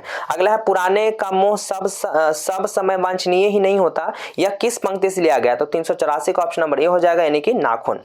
अगले प्रश्न की बढ़ेंगे, मछली किस प्रकार की कहानी है? तो 385 का ऑप्शन नंबर बी हो जाएगा, जो मछली कहानी वो आपका सामाजिक कहानी है। क्वेश्चन नंबर 386 है, मेरा धर्म कैद खाने का धर्म नहीं है, यह पंक्ति किस शीर्षक पाठ की है? तो 386 का ऑप्शन नंबर आपका हो जाएगा सी, यानी कि शिक्षा और संस्कृति। चलिए नेक्स्ट है, लेखक अभिनव क्या साथ लेकर गए थे? लेखक जो थे अभिनव गए थे ना लेखक, तो क्या चीज लेकर के गए थे? तो वो दोस्त लेकर गए थे पुस्तक, टाइपराइटर और टेप्स, यानी ऑप्शन नंबर बी बिल्कुल सही है। नेक्स्ट है, किसके बिना प्राणी को मुक्ति नहीं मिलती? किसके बिना प्राणी को मुक्ति नहीं मिलती? तो गुरु नाम के बिना, गुरु ज्ञान के बिना प्राणी को मुक्ति नहीं मिलती। सवैया एवं छंद के सिद्ध कवि कौन है? तो 389 का ऑप्शन नंबर ए हो जाएगा रसखान। चलते हैं 390, घनानंद किस भाषा के कवि हैं? घनानंद किस भाषा के कवि हैं दोस्तों? वो थे घनानंद ब्रज भाषा के कवि थे। अगला है, भानुमति का पिटारा मुहावरा का अर्थ क्या होगा? भानुमति का पिटारा मुहावरा का अर्थ हो जाएगा अनावश्यक वस्तुओं का भंडार, यानी ऑप्शन नंबर बी बिल्कुल सही हो जाएगा। अज्ञान शब्द कौन सा समास है? अज्ञान शब्द कौन सा समास है? अज्ञान, अज्ञान जिसको ज्ञान नहीं, इसका मतलब नई समास आपका हो जाएगा। चलिए, निम्न में भाववाचक संज्ञा कौन है? कौन इसमें से भाववाचक संज्ञा? तो आपका हो जाएगा बुढ़ापा, भाववाचक संज्ञा है। अगला, बहादुर शीर्षक कहानी की निर्मला कौन थी? बहादुर शीर्षक कहानी में निर्मला कौन थी? वो लेखक की पत्नी थी, इस बात को जरूर ध्यान रखेंगे। अगला है, आशा दीवार किस कवि की रचना है? आशा दीवार किनके द्वारा लिखा गया था? तो लिखने वाले व्यक्ति का नाम था गुरु नानक। कौन थे जी? गुरु नानक। चलते हैं 396 की ओर, किनके जन्म दिवस को अहिंसा रूप में मनाया जाता? बताइए, एक अहिंसा दिवस था, अहिंसा किनके जन्म दिवस, अच्छा किनके जन्म दिवस को अहिंसा दिवस के रूप में मनाया जाता है? हाँ, तो अहिंसा दिवस किनके जन्म दिवस पर? तो महात्मा गांधी, लेकिन उस दिन मरे थे, है ना, उस दिन इनका मृत्यु हुआ था, तो मृत्यु के उपलक्ष्य में मनाया जाता है। इनके जन्म दिवस को अहिंसा के रूप में नहीं, लेकिन यहाँ पे जन्म दिवस पता नहीं कैसे दिया हो, जन्म दिवस को तो खैर गांधी जयंती मनाते हैं, या अहिंसा है तो महात्मा गांधी उस दिन मृत्यु हुए थे, तो इसी वजह से वहाँ पे एक मिनट, अहिंसा नहीं ना जी, अरे वो तो शहीद दिवस था, अरे तब तो सही है, सॉरी दोस्त, यहाँ पे गलती हो गया, सॉरी बाय द मिस्टेक हम बोल दिए। अहिंसा दिवस, ठीक है, अहिंसा दिवस आपका महात्मा गांधी के ही जन्म दिवस पर मनाते हैं, और शहीद दिवस मनाते हैं 30 जनवरी को, जो कि गांधी जी का मृत्यु हुआ था, ठीक है ना, सॉरी क्षमा चाहते हैं, गलती हो गया। नेक्स्ट है, गुरु नानक पंजाबी के अलावा और किस भाषा में कविताएं लिखे थे? तो 397 का ऑप्शन नंबर बी हो जाएगा, हिंदी में भी वो लिखे थे। अगला है, संप्रदाय मुक्त कृष्ण भक्त की कवि कौन है? तो 398 का ऑप्शन नंबर ए हो जाएगा रसखान, ठीक है ना, कौन हो जाएगा? रसखान। 399, रसखान का रचनाकाल क्या था? रसखान का रचनाकाल क्या था? तो रसखान किनके शासनकाल में थे? तो जहांगीर के शासनकाल में वो रसखान साहब थे। लास्ट क्वेश्चन इस वीडियो का है, वियोग में सच्चा प्रेमी जो वेदना सहता है, उसके चित्त में जो विभिन्न तरंगे उठती है, का चित्रण किसने किया? तो दोस्त करने वाले व्यक्ति का नाम था घनानंद। तो दोस्तों, अगर आप लोग 400 वीडियो अगर आप लोग बिना वीडियो स्किप किए देख लिए होंगे, तो आप लोग से हम कंफर्म बोल रहे हैं कि 50 ऑब्जेक्टिव आप लोग एग्जाम में बना करके आएंगे और सभी प्रश्न आप लोग से बनेंगे। तो दोस्तों, एक बार प्यारा सा कमेंट जरूर करके बताइएगा कि वीडियो कैसी लगी, और हो सके दोस्तों तो वीडियो को जितना शेयर करें, जो कि यूट्यूब फैमिली जो छोटा परिवार है, यही यूट्यूब फैमिली आप लोग की कृपा से, आप लोग की सहायता से मेरा भी यूट्यूब फैमिली बड़ा हो सकता है। तो बस ये आप लोग की कृपा और आप लोग की सहायता से, ठीक है। तो बस आज के लिए बस इतना ही, हम लोग मिलते हैं कल के क्लास में, रहेगा अगला दिन साइंस का ऑब्जेक्टिव। तो हिंदी का ऑब्जेक्टिव एक बार जरूर देख लीजिएगा, फिर हम साइंस का ऑब्जेक्टिव इसी प्रकार का महासंग्राम जैसा ला करके खड़ा करेंगे। तब तक दोस्तों bye bye and take care.